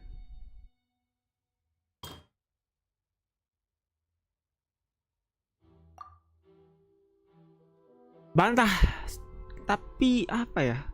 Kan Kalasnya itu kan nggak bawa pistol dari cerita yang di awal sebelumnya itu.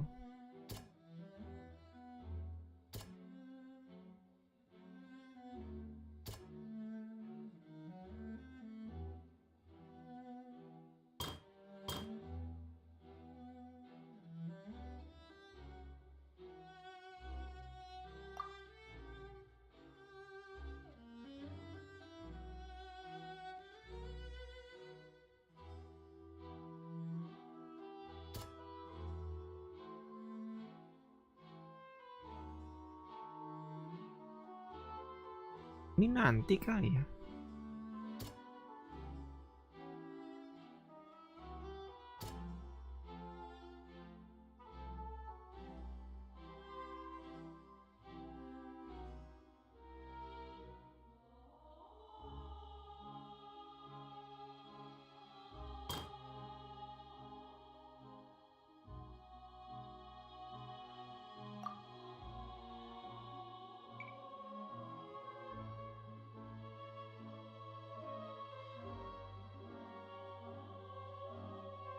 Menghabisi Jacques yang sudah mengkhianatinya, tapi apa itu?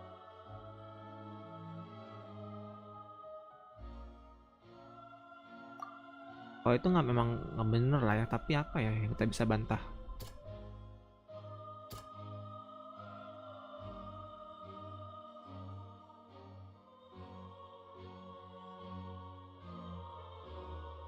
Antara dua ini sih.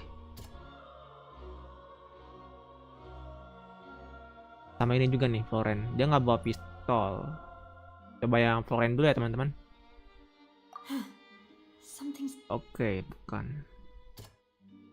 Keluarga Jack berarti. Ya betul. Masih 50-50 gue. Jacques had thoughts of assassinating Callus when he set out for the banquet. However, in the end he reconsidered and instead shared everything with Callus, hoping to seek the latter's protection. Unfortunately for Jacques, the true culprit had already considered this possibility and had sent out another assassin. Another assassin.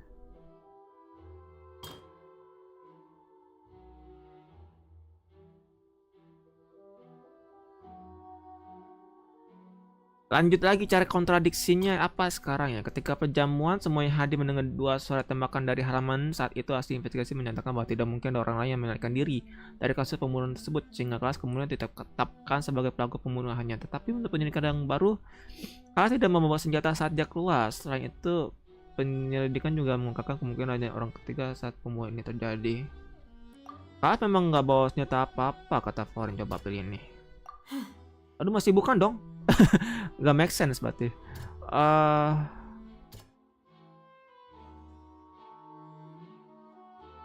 Bentar, gua lihat lagi.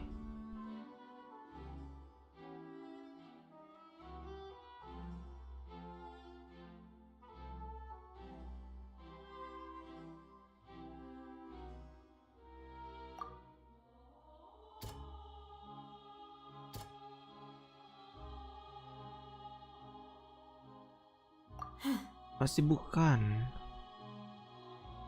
Coba yang ini.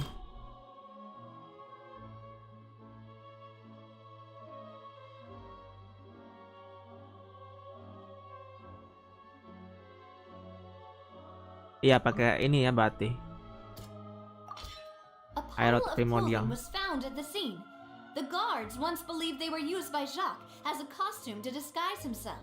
But now it is clear that the clothes were proof that there was a third person at the scene, and that they were turned into water after committing the murder. Since it was raining that day, the culprit was confident that they could use the rain to wash away all traces of their dissolved accomplice.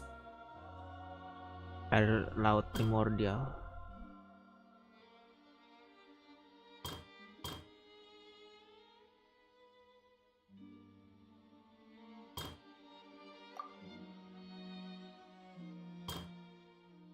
Oke, bukan ini juga. Berarti antara si Gardemek ini sama kasus Kalas.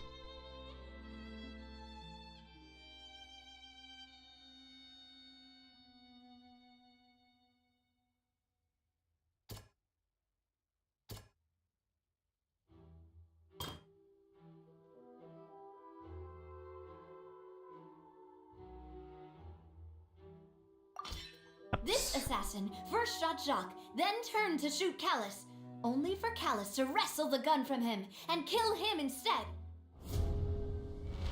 Realizing this, the true culprit caused the hired assassin to dissolve into water, leading everyone to believe Callus was responsible for Jacques' murder. This is the true version of events.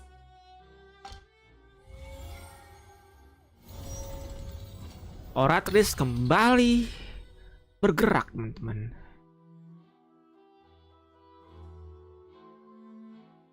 Ah, so that's what happened. Wait, you're telling me something as dangerous as water from the primordial sea has been used for all these years? What a great theory. It also explains Callus's and Jacques' respective motives. I guess they didn't shoot each other after all. Mr. Marcel, you are the one being charged with the crime. You should provide a rebuttal if you wish to prove your innocence. Ah, but I think I agree with everything Navia just said. In fact, there was nothing in her speech that directly implicated me. Then, may I ask some questions?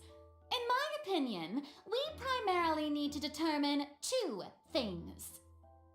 One, do you have the evidence to back up your claims? I'm afraid not. At least not at this very moment. Boo! If you don't have any evidence, you should just go home! I may not have the evidence with me, but I know where I could go to collect it. If we look up the deserted clothes against a record of people who went missing around the same time, we should be able to find a match. Considering the serial disappearances case, the guards probably kept careful records of all missing persons from around that time, regardless of age or gender. That makes sense to me. Monsieur Neuvillette, I would consider this to be a reasonable investigative direction. Why do I feel like Furina's acting a little differently today? Maybe she's scared of embarrassing herself again? Alternatively, she's become more diligent after charging an innocent citizen in the last trial. My second question has to do with the ensuing duel. If the truth is indeed as you described, then why didn't Mr. Callus explain himself in court? If he had testified that a person had been dissolved, he could have at least mounted a defense.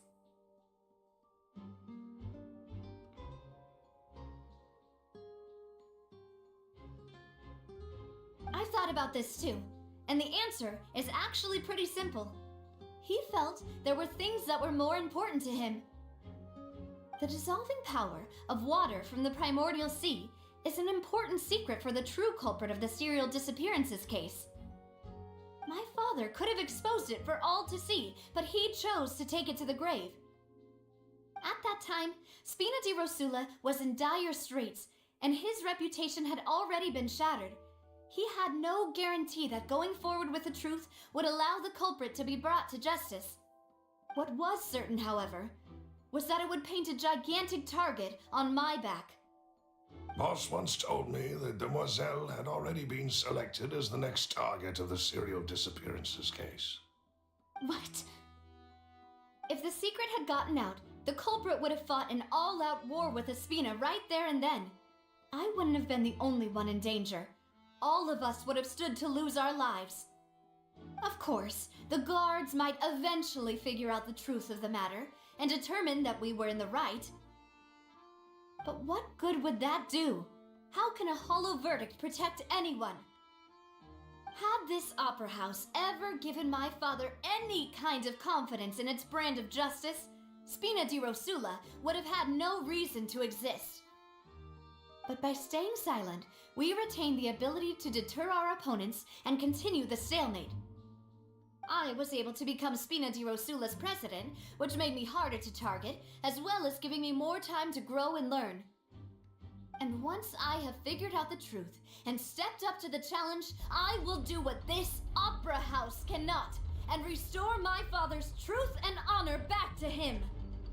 So, you mean to say, your father intended to die in the duelist's ring? That's right. Do you have any proof? Of course. All you need is to ask his opponent, Clarand. I don't need your apology, your guilt, or your support from the shadows. You don't have to do anything for my sake. But since he entrusted his will to you, Clarand, you should tell us the truth about his sacrifice. So, during the duel, did you believe that Callus was intending to die? Yes, I did. As a champion duelist, I've fought many battles and taken a countless number of dishonored lives. In my line of work, I've seen all kinds of people give their all for the faintest hope to continue living. Some were determined, others passionate, and some even manic and twisted. Just one look and I can tell if a duelist is hoping to live or if they're looking to die. I hereby swear on my name and honor as a champion duelist that Mr. Callus never intended to leave the ring alive. Since that's your testimony, I have no more questions.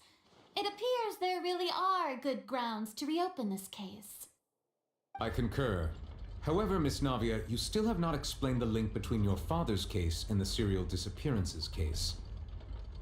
Right? What she said was fascinating, but kind of beside the point. Wait, weren't they just talking about the serial disappearances case? Of course, Your Honor. The two cases are connected via a matter of timing. Waktu. In my father's case, the culprit intended to kill both Jacques and Callus. As a result, they planned to act after hearing 2 gunshots. And at the end of Lyney's trial, the culprit also only dissolved the victim in front of everyone because they realized they were at risk of being identified. The culprit could only time their actions so precisely if they were already at the scene.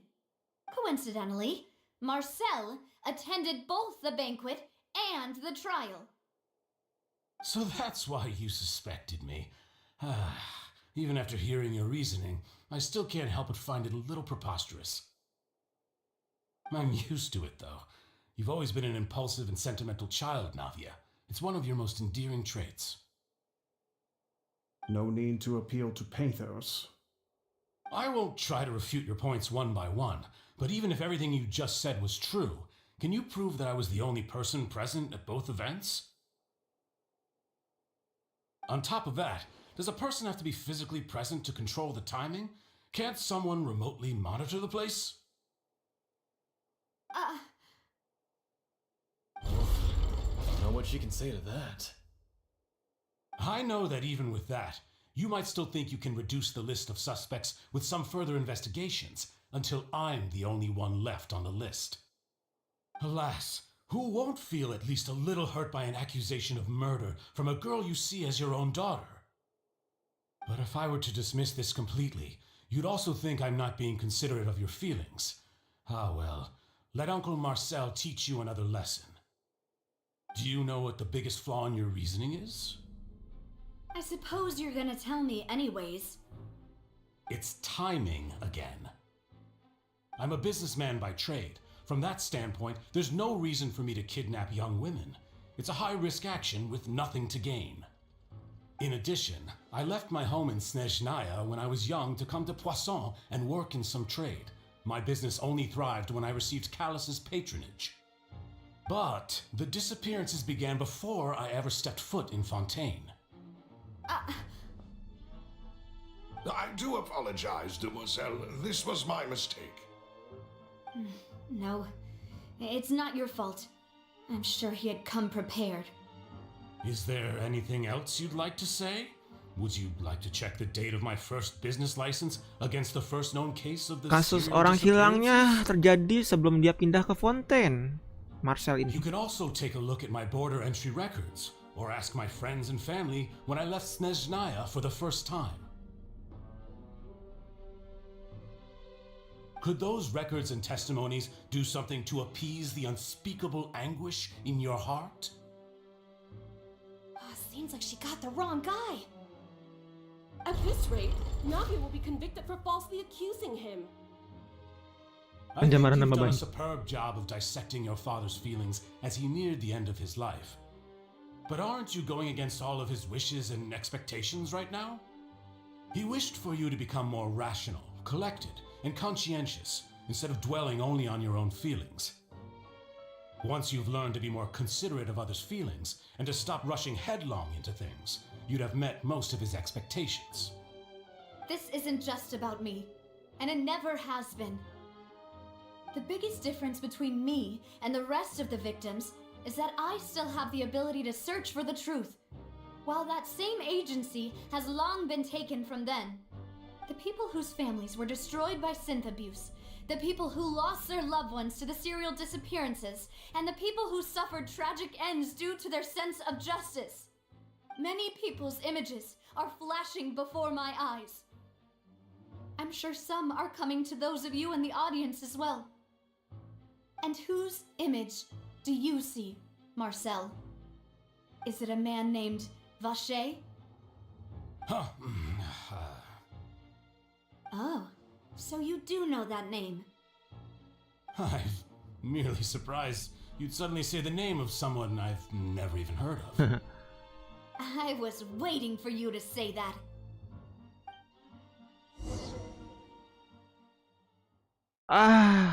Ini kayaknya bakal jadi panjang banget ya. Gua pause dulu kayak teman-teman. Ntar tengah malam mungkin gua coba live stream lagi kelanjutan Quest Archon ini.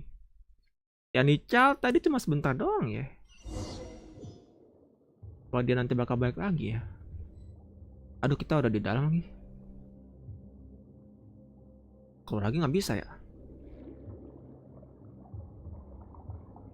Nggak bisa ini teman-teman. Oke. Reruntuhan di bawah laut.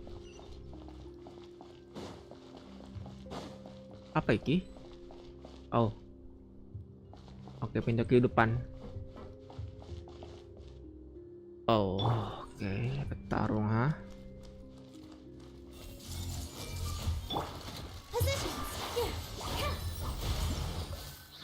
Arithmetic and Canamic. Mesin yang dibuat untuk nambal.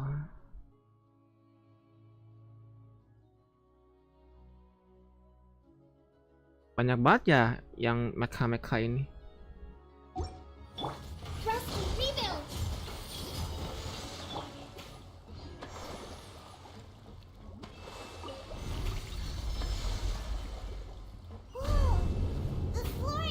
Oh. Nggak ada petikan di bawah.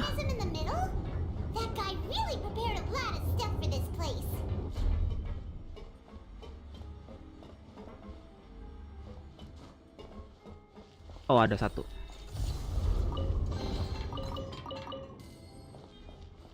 Lumayan hidrosigilnya.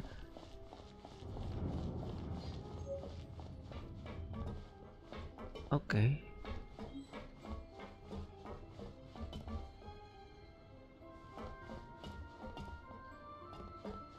Paimon thinks we need to go up, but Paimon doesn't see a way. Let's take a look around. Maybe we'll find a hidden mechanism that'll show us the way up.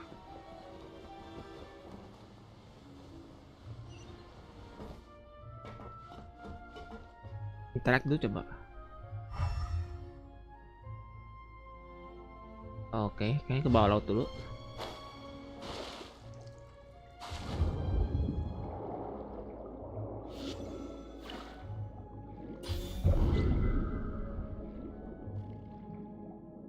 Nerobos dulu ya. Yaps. Betul.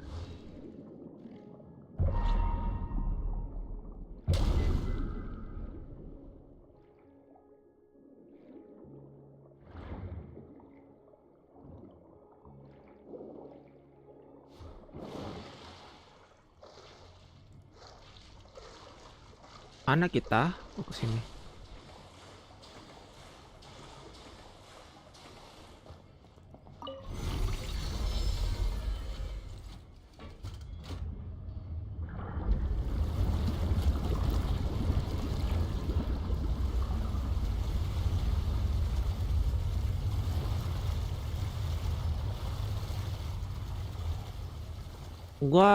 Firasat gue ada kerjasama dengan Abyss gitu teman-teman.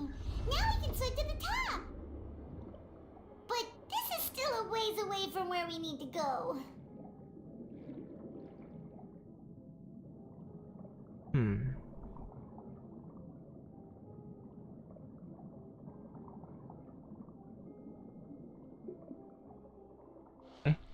Tengah sini. Oke, nggak bisa.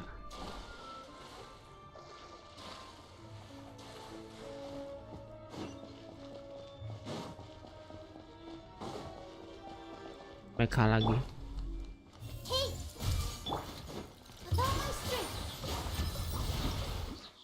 Area alert map.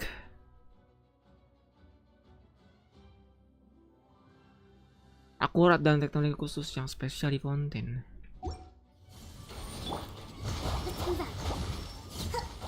Kayak turret gitu ya. Ada lagi.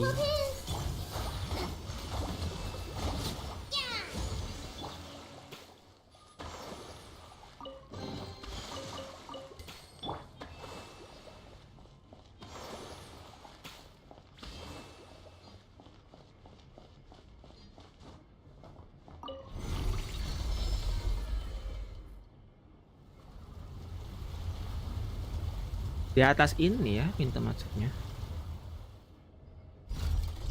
Banyak bukan banyak sih, detail mekanisme suka gue.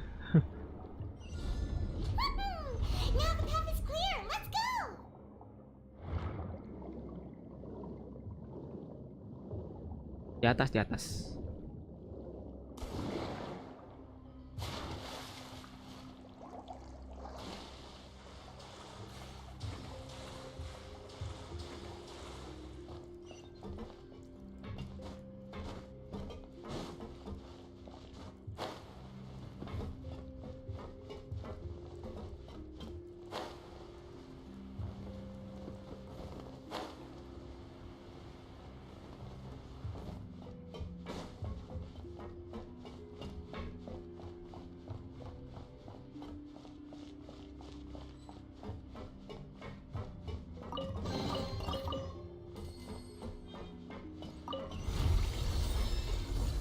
Ada fonograf.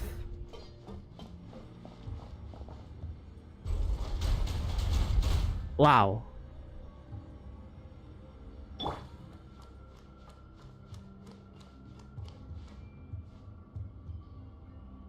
Jatuh ke bawah mati ya. Gua kepo gitu loh. Ada di track juga kan.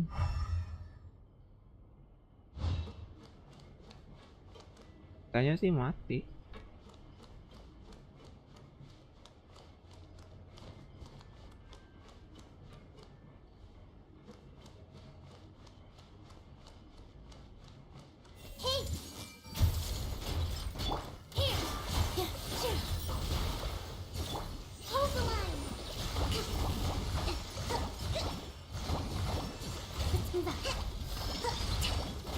Wih, dia machine gun.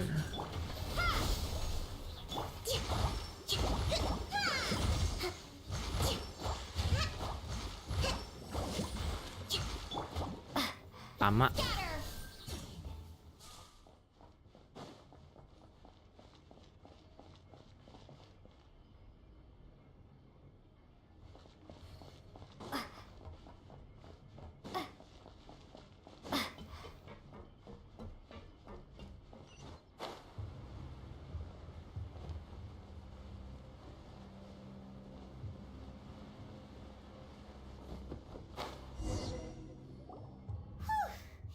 After all that, we finally made it to the innermost sanctum. Though, as expected, the mastermind isn't here. That's right. Then let's hurry up and find some evidence so we can get back to the Opera House and help Navia.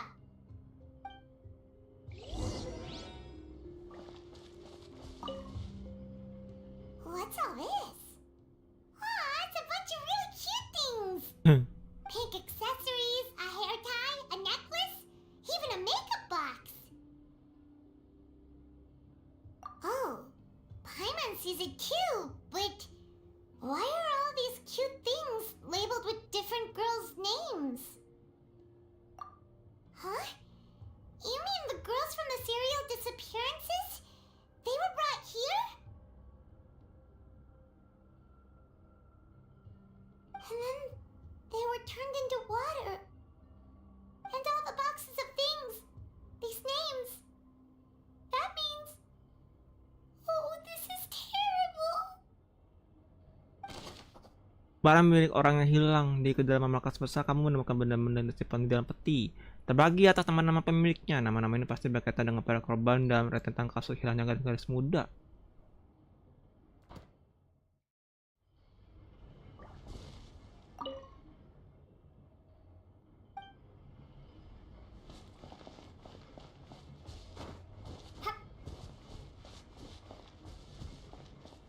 Ini saya tabung. Let's see what's written here. Nothing escapes Detective Paimon's eyes. Callus. Navia's father. Oh, this seems to be an investigation report on him.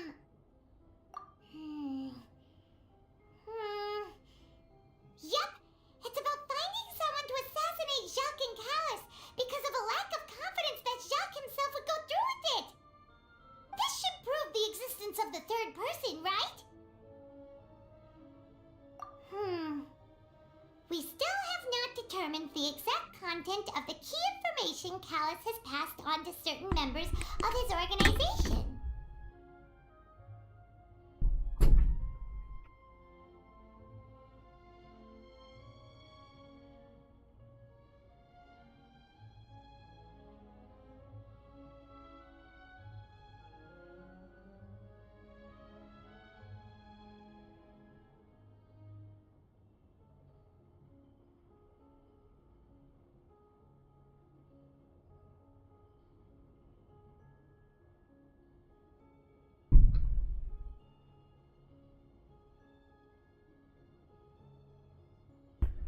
Sorry teman-teman, takutnya ada paket. Ada kayak suara manggil gitu. The old dog's a real menace to deal with. Even if he abides by the promise he's made to us, he will still have the upper hand. He can act whenever he wants to make our lives miserable. The only option left is to remove him from the picture entirely. I concur. Let's send someone to kill him. He won't declare war as long as we don't touch Navia. Oh, seems like we've got a bunch of correspondence between the higher-ups. They're all just so evil.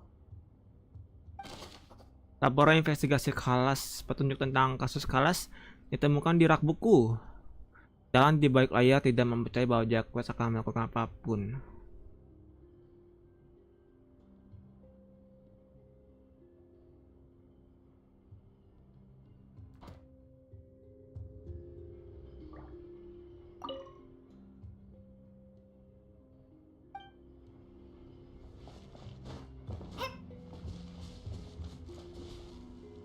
kolam. Oh, look! There's an important looking basin over here, and it's full of water! Air dari lautan primordial. That means this is where they make all the synth! And that special water is the main ingredient! If you dilute it with normal water, you'll get synth, but the pure stuff can dissolve a human! Paimon will take notes on this incriminating evidence!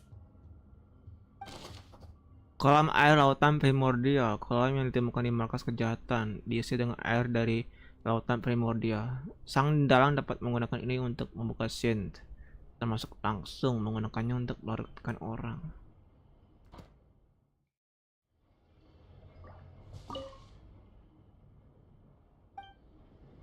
Iya, pangkalnya banyak banget ini kolam ini.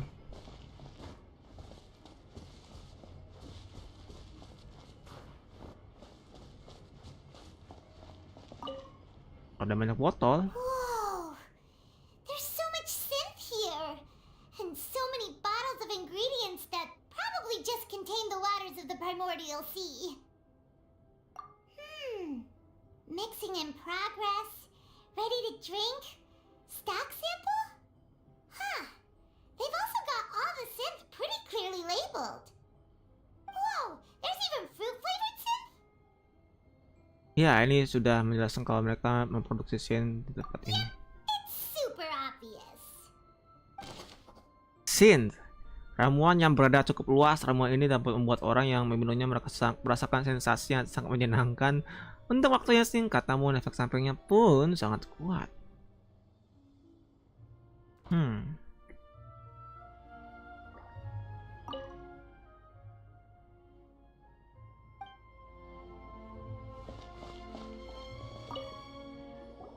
What's this over here? Looks like some kind of place for research. Experiment number 16 aims to verify Jacob Ingold's research conclusions on the primordial sea and use his theory as a foundation to achieve a breakthrough. The experiment was a failure. No individual managed to resurface from the water from the primordial sea. Female specimens 22, 23, and 24 were dissolved.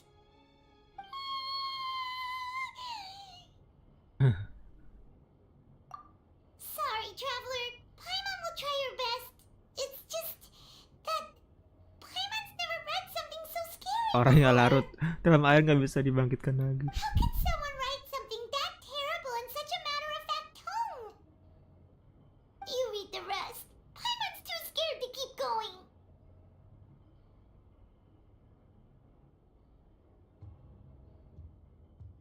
Vignayer. Yang manggil Facer itu kah? So that's why he did all of these experiments. Wait, did he really think he'd be able to find a way just by dissolving people over and over? That's just insane! Iya, Facer. Huh? Isn't that the name you heard by the fountain? Paimon thought he was an eyewitness in the serial disappearances case.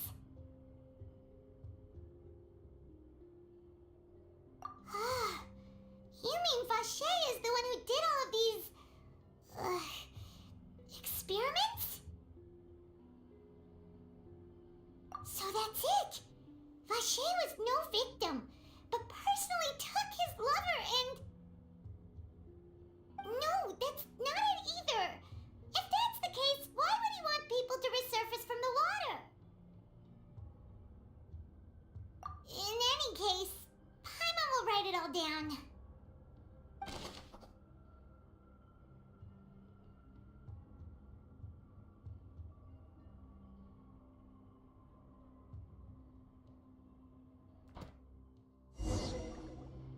We've looked at almost everything here, and it seems like our theories were spot on. But...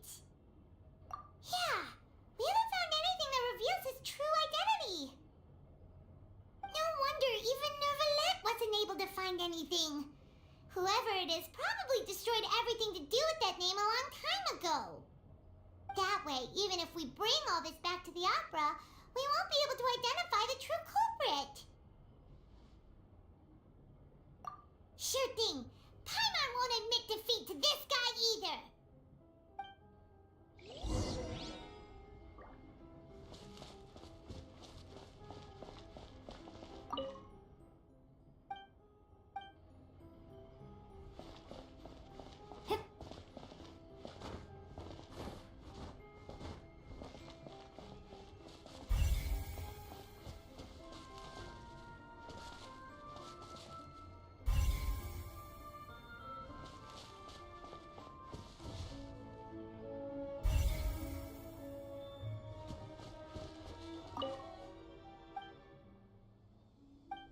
Hmm.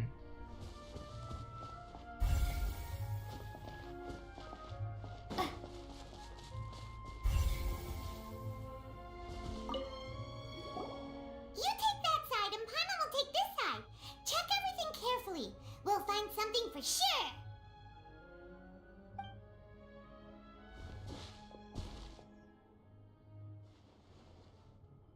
Ugh. Nothing at all. 9. And Paimon can't even find snacks either.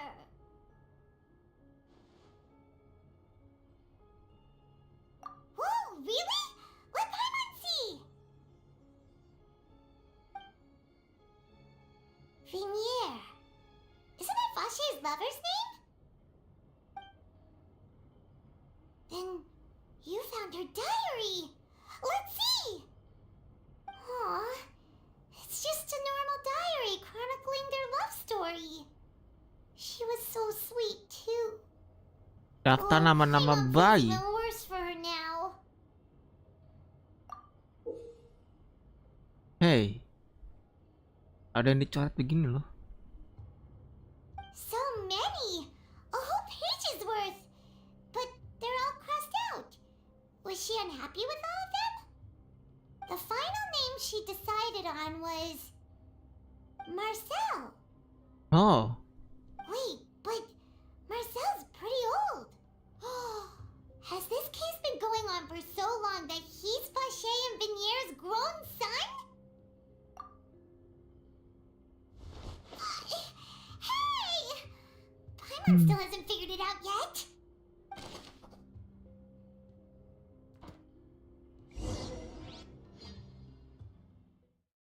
Langsung TP ke Opera ya? Pause dulu ke?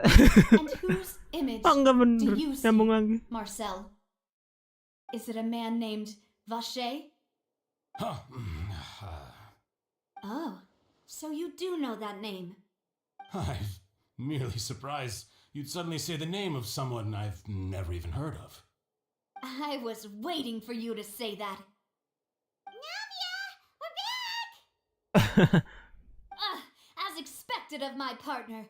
I just knew you'd return. Oke, in the nick of ada yang time. menarik lagi di sini. Just how often do you intend to flout the rules of this court? Nggak ada yang jaga anjir di pintunya ya, kayaknya di sidang. Sidang nggak tertutup gini loh. It's all right, Monsieur Nervalette. Given their confidence, I expect they've found the crucial evidence.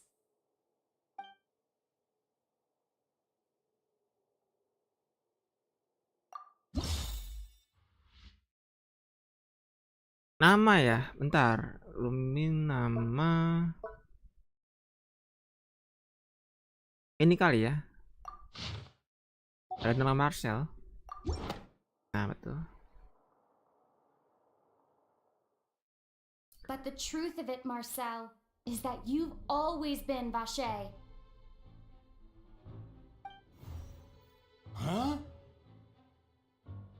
We've investigated your lair. We already know everything. After your lover, Vinier, was dissolved, you kept abducting young women to experiment on the hopes of bringing her back to you. You even created Marcel as a new identity and destroyed all records of your past as Vache. So that's it. Even the villains in opera performances rarely go that far. And with that, Marcel's motive has now been established. This information regarding your past also dismantles your prior timing defense. Well, Marcel, do you know where you went wrong? You fixated your gaze on the lover that passed away, instead of paying attention to the living people around you. So, you never noticed how we changed, or how we grew as individuals. You also never understood Boss's real expectations for his daughter. Or our determination to see things through. Your determination. Mr. Marcel, please speak up now if you would like to defend yourself. Otherwise, the trial will move on to the next stage. Do you really think I wanted to do any of this? Pay attention to you. What for? Have you ever paid attention to me? Ever empathized with my pain?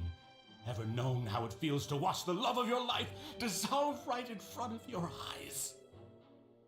No one helped me. No one even believed me. All those decades ago, even the officers from the Maison Gardiennage were laughing at me. They said there's no way a human being can turn into water. So I must have gone mad from grief. Vignier's death was brushed away by all of you as if it didn't matter at all. Well, now you know, don't you? Ha! Well, it's too late now.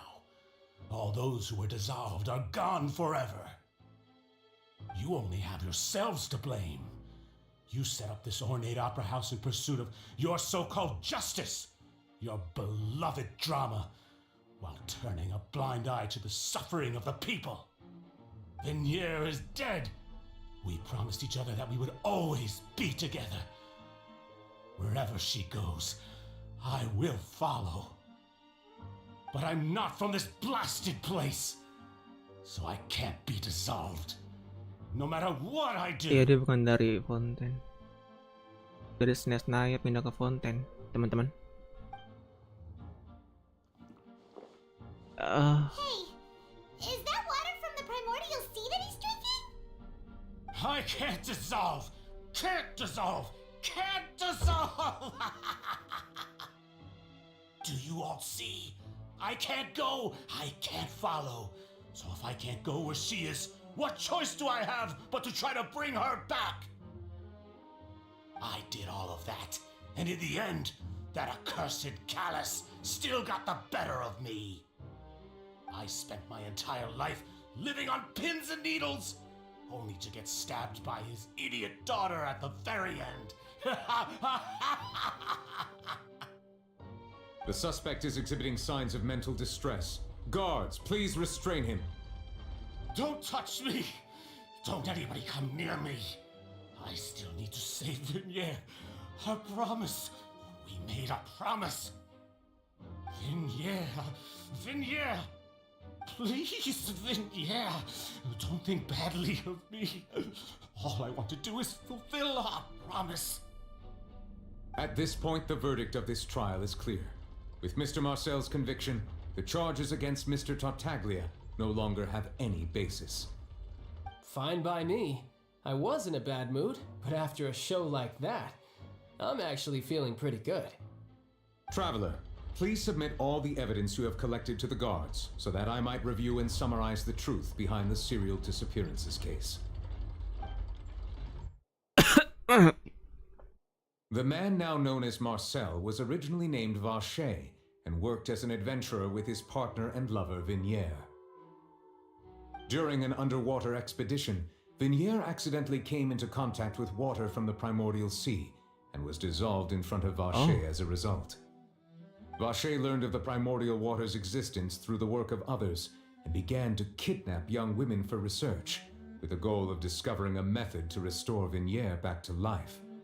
To cover his tracks, he invented the new alias of Marcel and began to operate a business in Poisson. During the course of his research, Vacher discovered that a diluted concoction of water from the primordial sea can induce feelings of euphoria and began to manufacture and market synth. However, as he accumulated wealth to fund his continued research and expanded the scope, he came into conflict with Spina di Rosula. After exchanging blows with Spina di Rosula for many years, Vacher decided to assassinate their president Callus at a banquet. Although the assassination did not go as Vacher expected, he was able to turn Callus into the murder suspect by dissolving the assassin he sent to the scene. And just recently, Vacher attempted to frame Lyney as the culprit of the serial disappearances case using a similar method. However, his attempt to frame Lyney failed, and the power of water from the primordial sea became public knowledge. This case also exposed enough of Vacher's machinations that he was eventually successfully charged in court. Thus concludes the enigmatic history of the serial disappearances case, with the truth revealed to all. Oh. The oratrice will now deliver the final verdict regarding the charges against Mr. Vacher.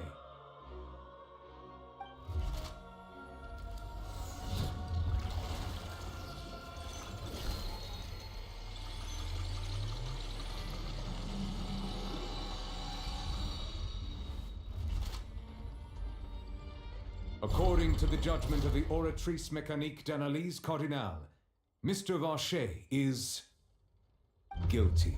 Guilty. Guards, take Vacher away. Good. It's what he deserves. With that, the serial disappearances case is over now. We really just witnessed history. Who would have thought the true culprit would be such a polite and well-spoken guy? Yippee! We helped Navia bring the bad guy to justice! He's hurt so many innocent people and now he's finally getting what he deserves! Huh? Are you okay? Navia? Demoiselle, you were absolutely brilliant. The day our late boss had always hoped for has finally come. You can rest easy now, knowing justice has been served. Yeah. Yeah. It's finally over. It's all thanks to you guys. And my partner. See, Papa? Spina di Rosula's still doing well with me at the helm. Well now, hasn't this been a most delicious piece of drama?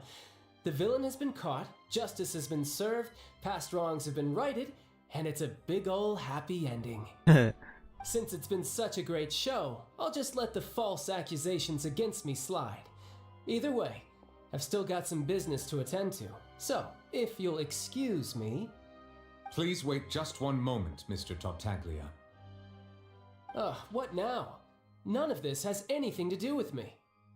According to court protocol, since this trial was initiated due to a charge against you, a verdict must also be made regarding the initial charge before the trial can conclude. Oh, come on. Is this really necessary? Haven't you already caught the real criminal? Isn't it time for side characters like me to exit stage left? Please respect the laws of Fontaine. This has always been the rule. All right, but this sure is a lot of hassle. All I need to do is stand over there, right? Let's just get this over with. Through evidence presented in the public trial that was just held, it has been established that Mr. Tartaglia has no direct connection to the serial disappearances case. The guilty party has been identified, and thus it is logical to suppose Mr. Tartaglia is innocent of the charges. We now turn to the oratrice mécanique d'analyse cardinale to render the final verdict on the charges. Aduh. Agak bentar dah, gua nyium bau yang nggak pasti di sini. According to the judgment of the oratrice mécanique d'analyse cardinale, Mr. Tartaglia is bersalah lagi. Guilty. Lah. Bener bersalah dong.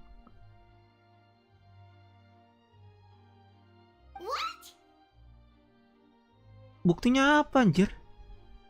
Hey! That's not funny! Didn't you just say I'm supposed to be innocent?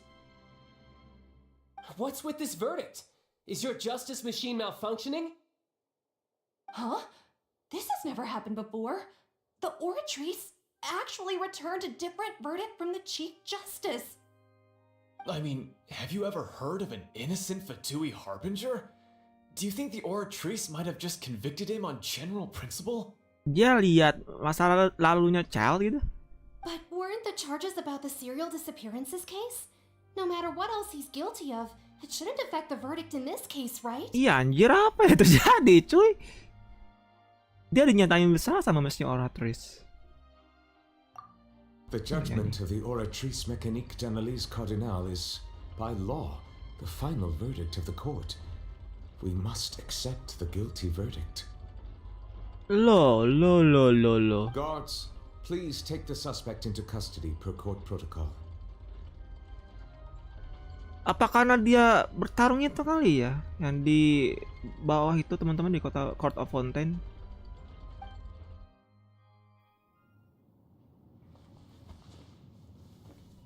Wow. So this is how justice is done in Fontaine. What a joke. You've got your rules. Well, I've got mine too!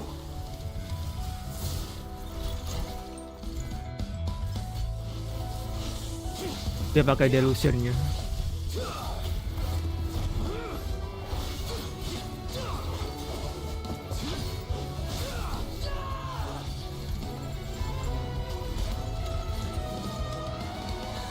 Mereka.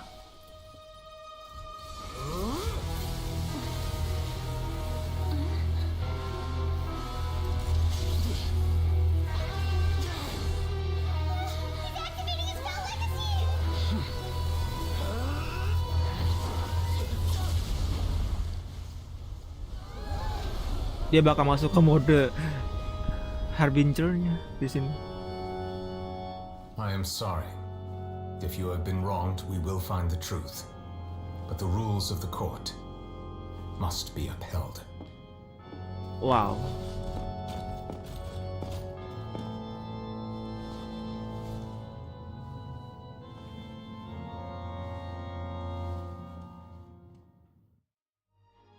Charles kenapa ya? Gue mikirnya gara-gara dia berantem di Court of Fontaine itu loh. Yang ada utang gitu, terus dia mukulin itu orangnya, lupa gue nama siapa. Apologies. This is also the first time I've encountered such a situation. However, according to the rules established at the conception of Fontaine's court system, the oratrice's judgment is the final verdict of the court. All I do is follow court procedure.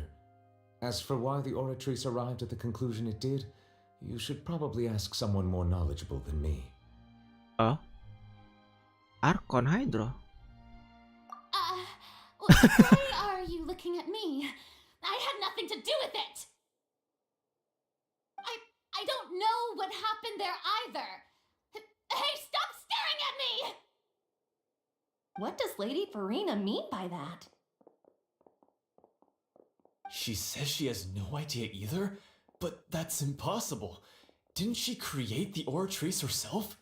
Archon Hydro yang ciptain mesin oratrice. Yeah, so are the verdicts reliable or not? Can results like this really be called justice?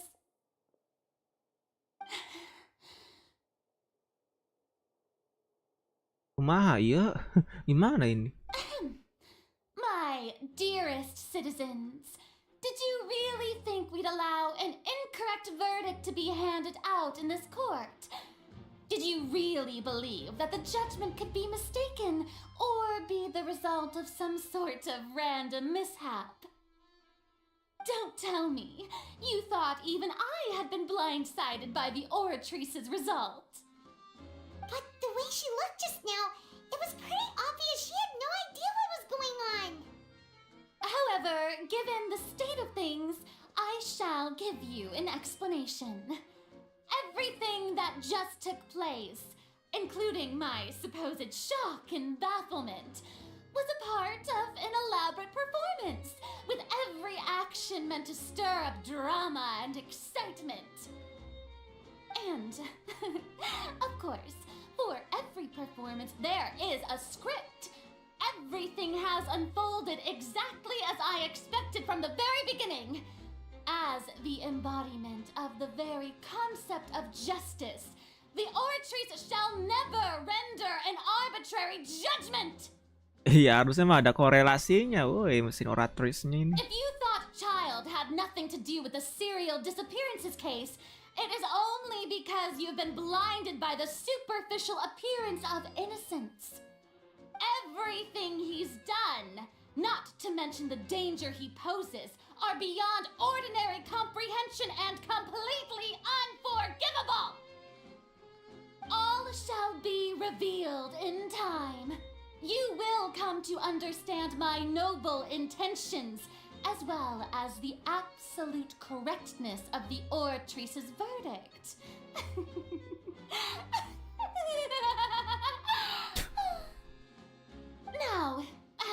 said that. Although I hate to leave things hanging in suspense, it is now time for this performance to end. As the lead actress, I shall be the first to take my leave. Toodaloo! So she chose to make her escape after all, did she? Dia ambil udah kabur, anjir. So you're saying we shouldn't put much stock into what she just said? She probably just put on that performance to save face. As for the truth, it's unlikely that she actually has any idea. However, please be assured that I will continue to investigate this case in a personal capacity. Just as I promised, if the judgment has been incorrect, we will do our utmost to clear his name. Iya anjir, child kenapa Alright. ini? Even though we feel pretty badly for him, we'll take your word for it for now. After all, he's done plenty of bad stuff, so he should have known he'd go to prison someday, right? New Village. Oh, Monsieur Neuvillette! That power you showed when you took him down. Who are you really? I'm the Chief Justice of Fontaine, of course. If officers of the law lack the strength and capability to enforce it, then it makes a mockery of justice. Hanya hakim agung dia. Oke lah, saatnya tinggalkan opera teman-teman. Itu menegangkan banget coy, gila. Childnya dinyatakan bersalah sama mesin oratrice. Kalau relasinya masih belum jelas di sini. Kalau gue mikirnya pas dia ngegebuk orang-orang itu yang di dekat Blacksmith Fountain teman-teman, yang ditagih utang kalau nggak salah. Hey, what are you doing? Quick, stop him! Traveler! Hey! Traveler! Marcel! What are you doing over here? Stop resisting arrest! Cease, or we'll add another charge to the list! No, wait! I just want to ask the Traveler something. I'm not looking to run away. Please, just let me ask this one small thing. Go on. Go on. Thank you. I was being led away when I finally realized something. Where did you first hear the name Vache? I erased all records of that name. So, unless... Are you still trying to prove your innocence? Give it up. You've already been convicted. Really? You did? You're sure? You met her? But how could that be? How did you manage to do it? The Fountain of Lucine? Then she's been so close to me all along. And I just never... Please give me a chance to talk to her again. Just let the Traveler take me to the fountain to see her one last time. This is the last request I'll ever make in my life. You can do whatever you want to me afterwards. I don't care. What? Give an inch and you want to take a mile? Do you think serial killers get to make requests like that? Paimon agrees. Why should we give him what he wants when he's only done a ton of super terrible things? This request, is it worth as much to you as your life? Of course!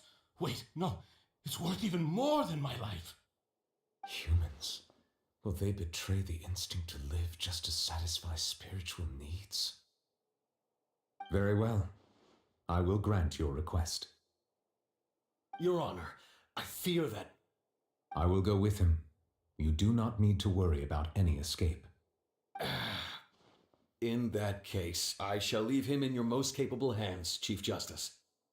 Thank you, Your Honor. Oke, kita ke tempat itu teman-teman.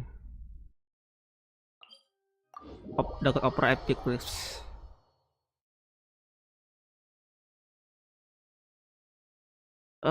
Buat ketemukan ini Marcel dengan si istrinya. Siapa ya tadi?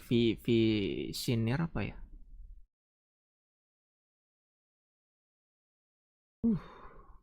Udah jam 5. Niatnya pengen gua akhiri gitu loh. Ternyata agak nanggung, tapi apa boleh baut teman-teman? Oke, fast.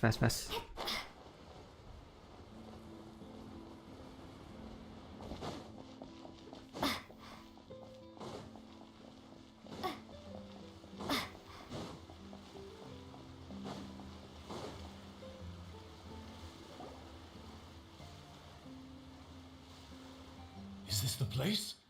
You said she's here, but what do I need to do to see her? Minum air lautan primordial dulu. Yeah, and even Paimon could hear her after drinking that thing. Didn't you just drink a lot of it on the stage as well? Oh, in that case... Vache! Ah! Yes, that's it! So you heard it too! Vinier, it's me! It's me, Vache! Vache? Vache! I'm here! Where are you, Vinier? I'm coming for you. I'm finally here for you. Hey, wait! Be careful! Hey, wait!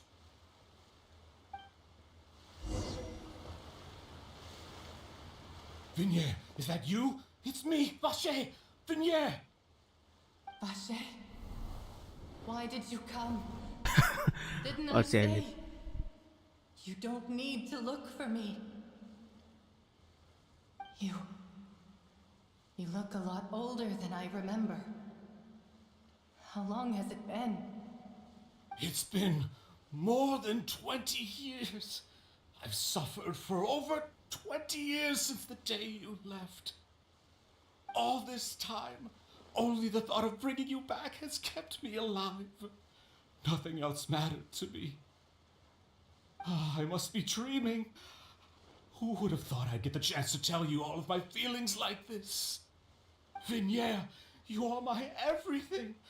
I really don't know how I could live without you. But Vache, if you ask me, this world would be better off without you. What are you saying? If not for you, I would have finished my law degree and probably become a top-tier attorney one day. If not for you, I would have continued to pursue my love of the arts, and my works would have been displayed in the Palais Mermonia itself. If not for you, I would at least have been able to take care of my mother. And she would not have grown old and died alone, with nothing but the tears on her cheeks. It's all because of your selfishness, Vache. It's all because of you. Wait, you are not Vinier. Who are you? Loh, You're right. I am not Vinier. I am the sacrifices. Every woman who died by your hand, as our bodies dissolved, our consciousnesses flowed back to the primordial sea. Our thoughts circulated endlessly within the primordial sea, and we were no longer individuals, but we became one, just as streams of water come together in the sea. I'm Cressy. I'm Lemony. I'm Azine.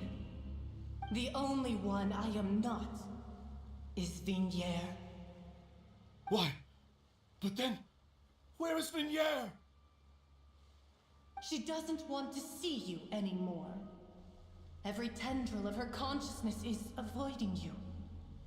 This is what you get for your selfishness. Your selfishness robbed us of our lives and our futures.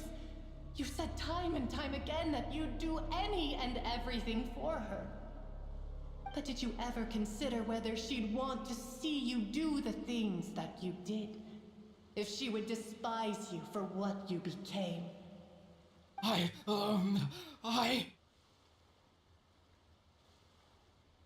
You are a liar, a heartless murderer, and a cowardly narcissist.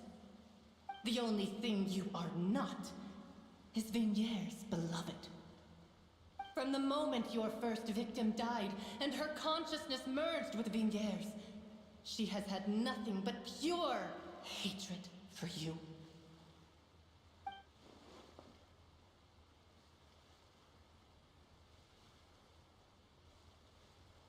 No! Yeah! She can't hate me. Let me see her, please! Have mercy! You still don't understand. When I said don't look for me, that came from the real Vignier. She really doesn't want to see you anymore.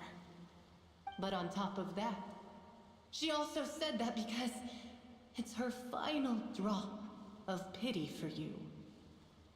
She said that because she knew that if you did come here, we will show no mercy to you. Vache. Vache? Vache. Vache! Vache. Vache. Drown.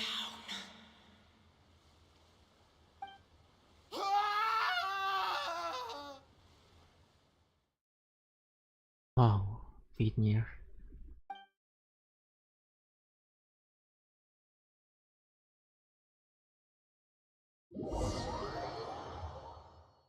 Anak ketakutan.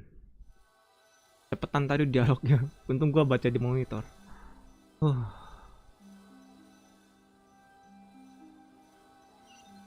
Kelar juga ya kasusnya. Tinggal permasalahan si child itu teman-teman ya.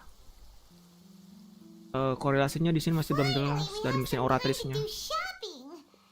Gosh, it's really been a long time since we've been able to relax.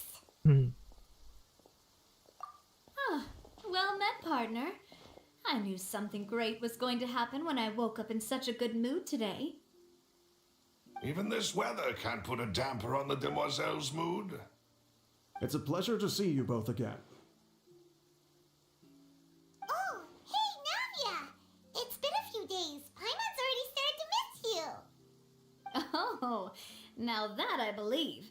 I'm easy to work with and always bring home the bacon. Who wouldn't treasure having a partner like me? Sounds like you're really enjoying life these days, Navia. What have you been busy with since the trial? It's just been one thing after the other. I've been making non-stop trips between Poisson and the courts in Sen. Everyone from Spina di Rosula organized a memorial for my father. We never held a memorial when he first died, since everyone knew that even if we held one back then, no one was going to come. This time, though, everyone in Poisson, and even many people from the court, all attended. So his name's definitely been cleared now. That's what we like to hear.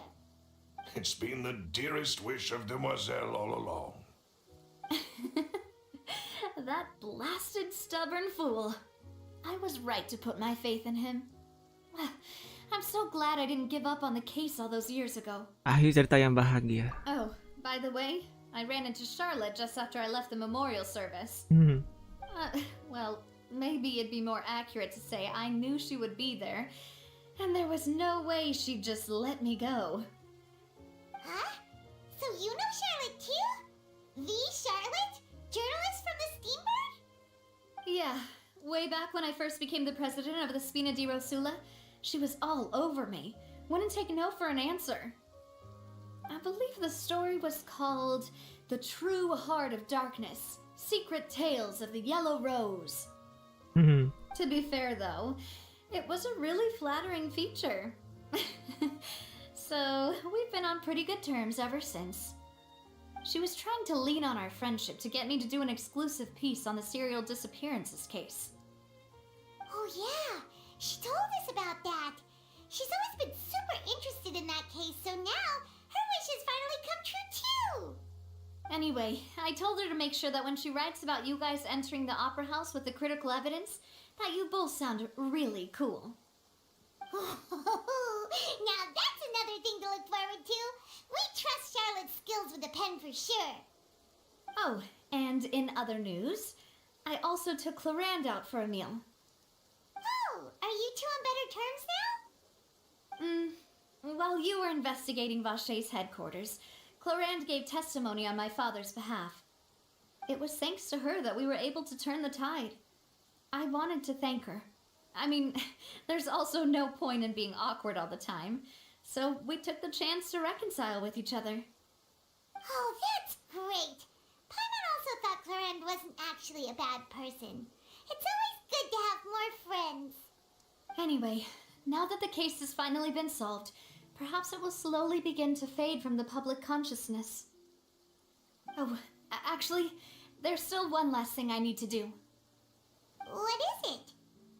I should pay a visit to my father's grave and tell him the truth of what happened, as well as how it all ended. And on top of that, just how much people still look up to him to this day. That includes me, too. Miss Navia. Indeed. We want to go too! We also think Callus is a really admirable person. Sure thing. I'd like you two to share the moment with me.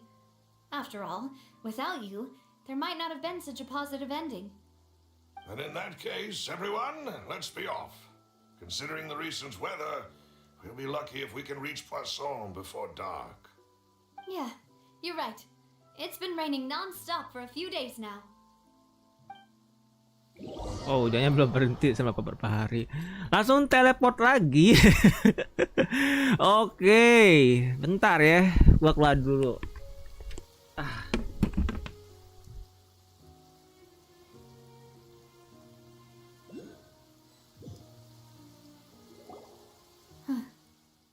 This is where my father's grave is.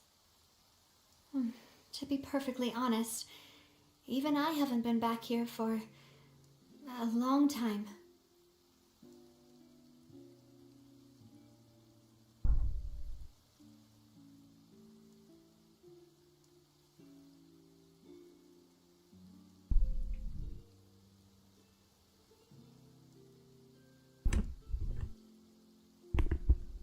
Oke, di mana kita? Oke, makam ayahnya Navia di Posion ya. Huh? There's someone there already. Wait. That figure. It can't be. Isn't that Nervalette? Nervalette. Why would the Chief Justice be here? Huh? Navia?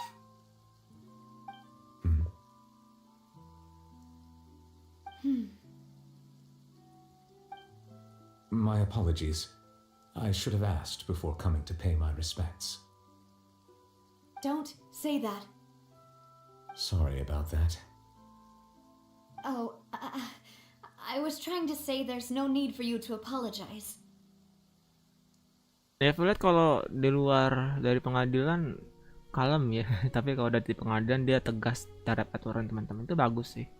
I wanted to show my father how much I've grown. But Profesionalnya dapat I banget dia. doubt I've grown to the point that even the Chief Justice would feel compelled to apologize to me over and over. In that case, I will stop apologizing for now. You really could use some pointers on understanding human emotions, Monsieur Nervalette. In any case, why did you come to Poisson? Well, ever since that day, I've been turning a question over and over in my head. Just what is justice anyway? There was once a time when I didn't want to believe that there could be anything more important to humans than life itself. Oh, rather than that, it's probably more truthful to say I didn't believe humans were capable of resisting the most basic instinct of living things, that they could rebel against their own nature, or consider certain things to be more important than their own lives. Which is also why I didn't stop your father from beginning that fateful duel. I believed that a truly innocent man would never throw away his life like that. That there was nothing, should have been nothing more important than one's own continued survival. But Mr. Callus proved me utterly and decisively wrong. If not for his sacrifice, the serial disappearances case would have remained unsolved to this day. Mr. Callus made the choice he did for his daughter, for his associates, and for many people completely unrelated to him. And in the end, from a certain perspective, one One could say that he did it all for the sake of justice. A justice that's higher than life itself. So, you asked me why I came here. I just wanted to say my apologies to Mr. Callis in person. I should have noticed all of this much sooner. This regret has filled me with a sadness that has haunted me for days. That high and mighty chair in the opera Epicles indeed insulates one from many important things. Spina di Rosula, thank you so much for your hard work and perseverance. I'm sorry for being mad at you before. So, you're actually one of those types that's cold on the outside, but pretty thoughtful on the inside, huh? That reminds me of Silver, one of my guys. Sorry about that. Self-expression is not one of my strong suits. Didn't I just say you don't need to apologize? Ah, so Navia and Neuvillette seem to have made their peace as well. Let's not disturb them for now. We can wait till after they're done.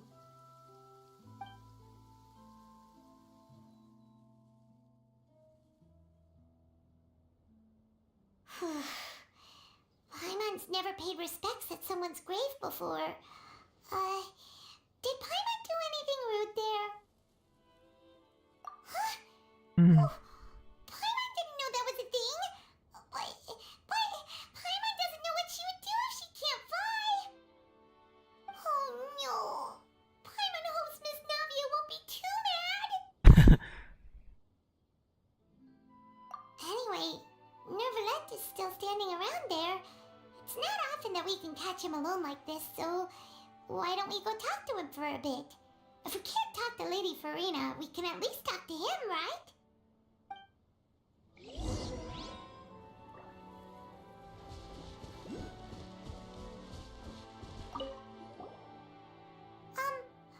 Paimon's really sorry, Navia, but Paimon did something pretty disrespectful just now. What are you saying, Paimon? I don't think I get it. Well, aren't you not supposed to fly around someone's grave? Huh? Who told you that? Hey, traveler! Why did you mess with Paimon again?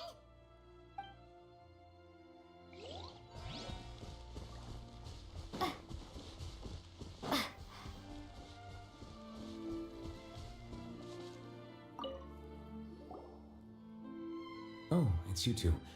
Did Miss Navia invite you to come pay your respects to her father? We ran into Navia on the streets today, so we just followed her here. I see. Then is there something that I can help you with? Well, it's pretty hard to run into you like this, since you're usually super busy. So we figured we could try to ask you a few questions, if that's okay. Please feel free. Though outsiders, you helped us solve one of the greatest mysteries in Fontaine, and it would be my pleasure to return the favor. Tentang air dari lautan primordial.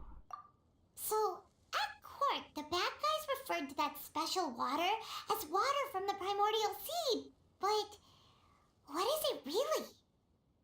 Truthfully, that name is already quite accurate. I can only surmise that Vacher and his ilk only learned of its nature and existence after extensive research. There used to be a special sea on the surface of this planet. The nature of its seawater was rather different from that of the sea we know today.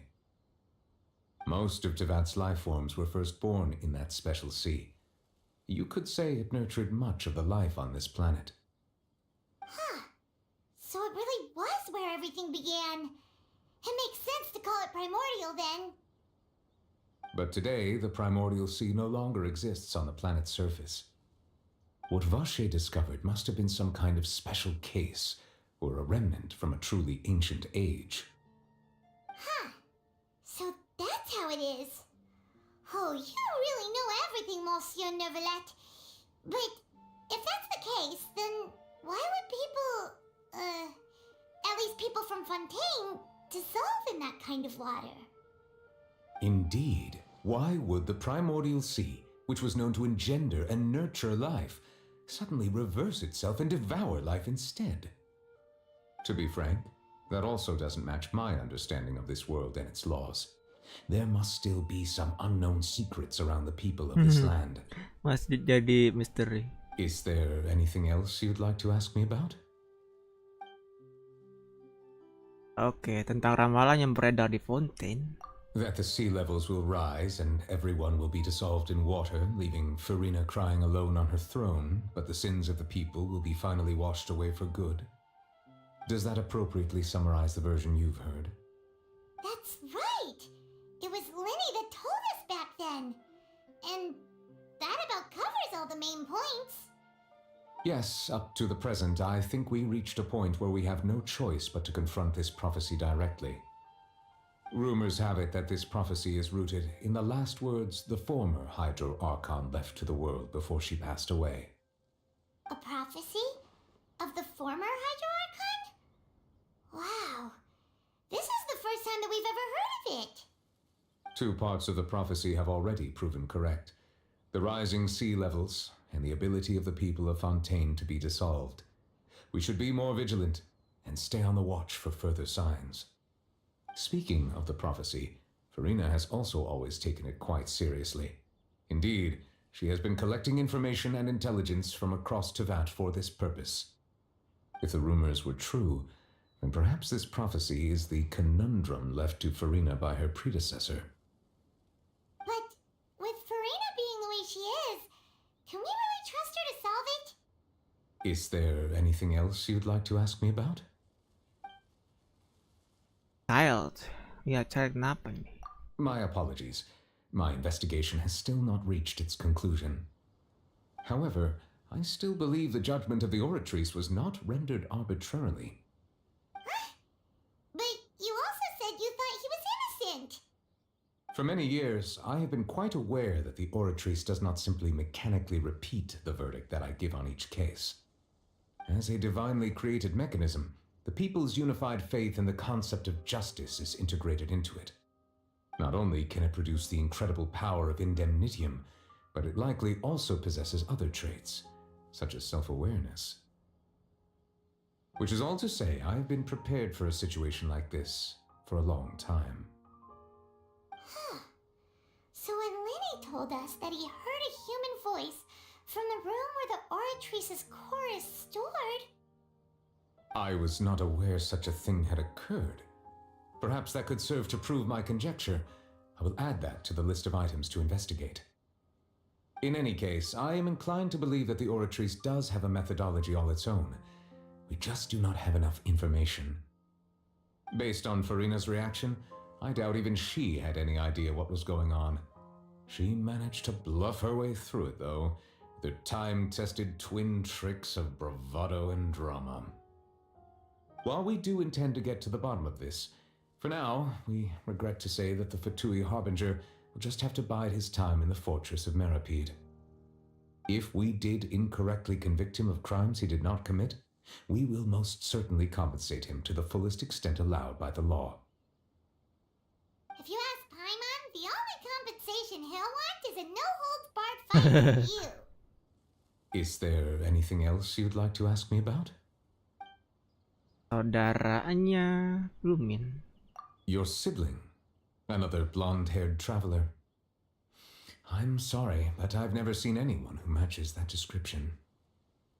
If he ever stepped foot in Fontaine, I'm sure he followed our laws to the letter and had no reason to appear on the stage of the opera Epicles. Is there anything else you'd like to ask me about? Jawabannya masih netral gitu teman-teman. Belum ada apa ya? Jawaban pastinya tentang saudara Lumin. Very well. It was my honor to provide you with what answers I could. I very much enjoyed conversing with you. It will soon be time for me to leave this blissful tranquility behind and return to Palais Memoria. You really are super busy, Monsieur Neuvillette.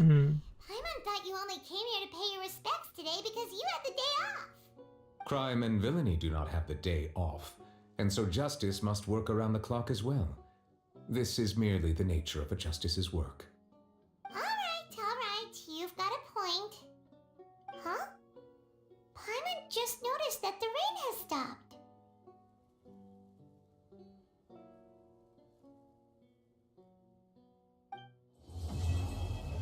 Bersambung.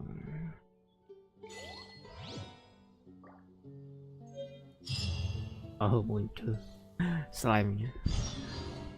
Dapat konstelasi hydro itu ya, lumin hydro MC.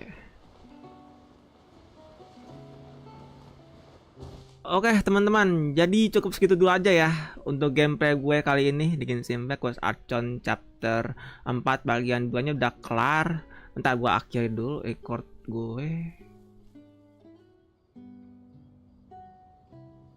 Oke, yang record ya teman-teman, karena gue sambil record juga. Mudah-mudahan lancar sih. Mereka pakai OBS lagi. Mudah-mudahan nggak berat banget. Cuma ada yang gue atur-aturin sih. Tapi ntar gue lihat dulu hasilnya. Tapi ya makasih ya buat kalian semua yang udah mampir juga, yang udah support. Dan wajib pamit itu. Nanti gue coba live stream lagi ya nanti malam, insya Allah. Dan sampai jumpa di video selanjutnya. Wajib pamit dulu, gue Jimmy. Bye bye, see you next time teman-teman.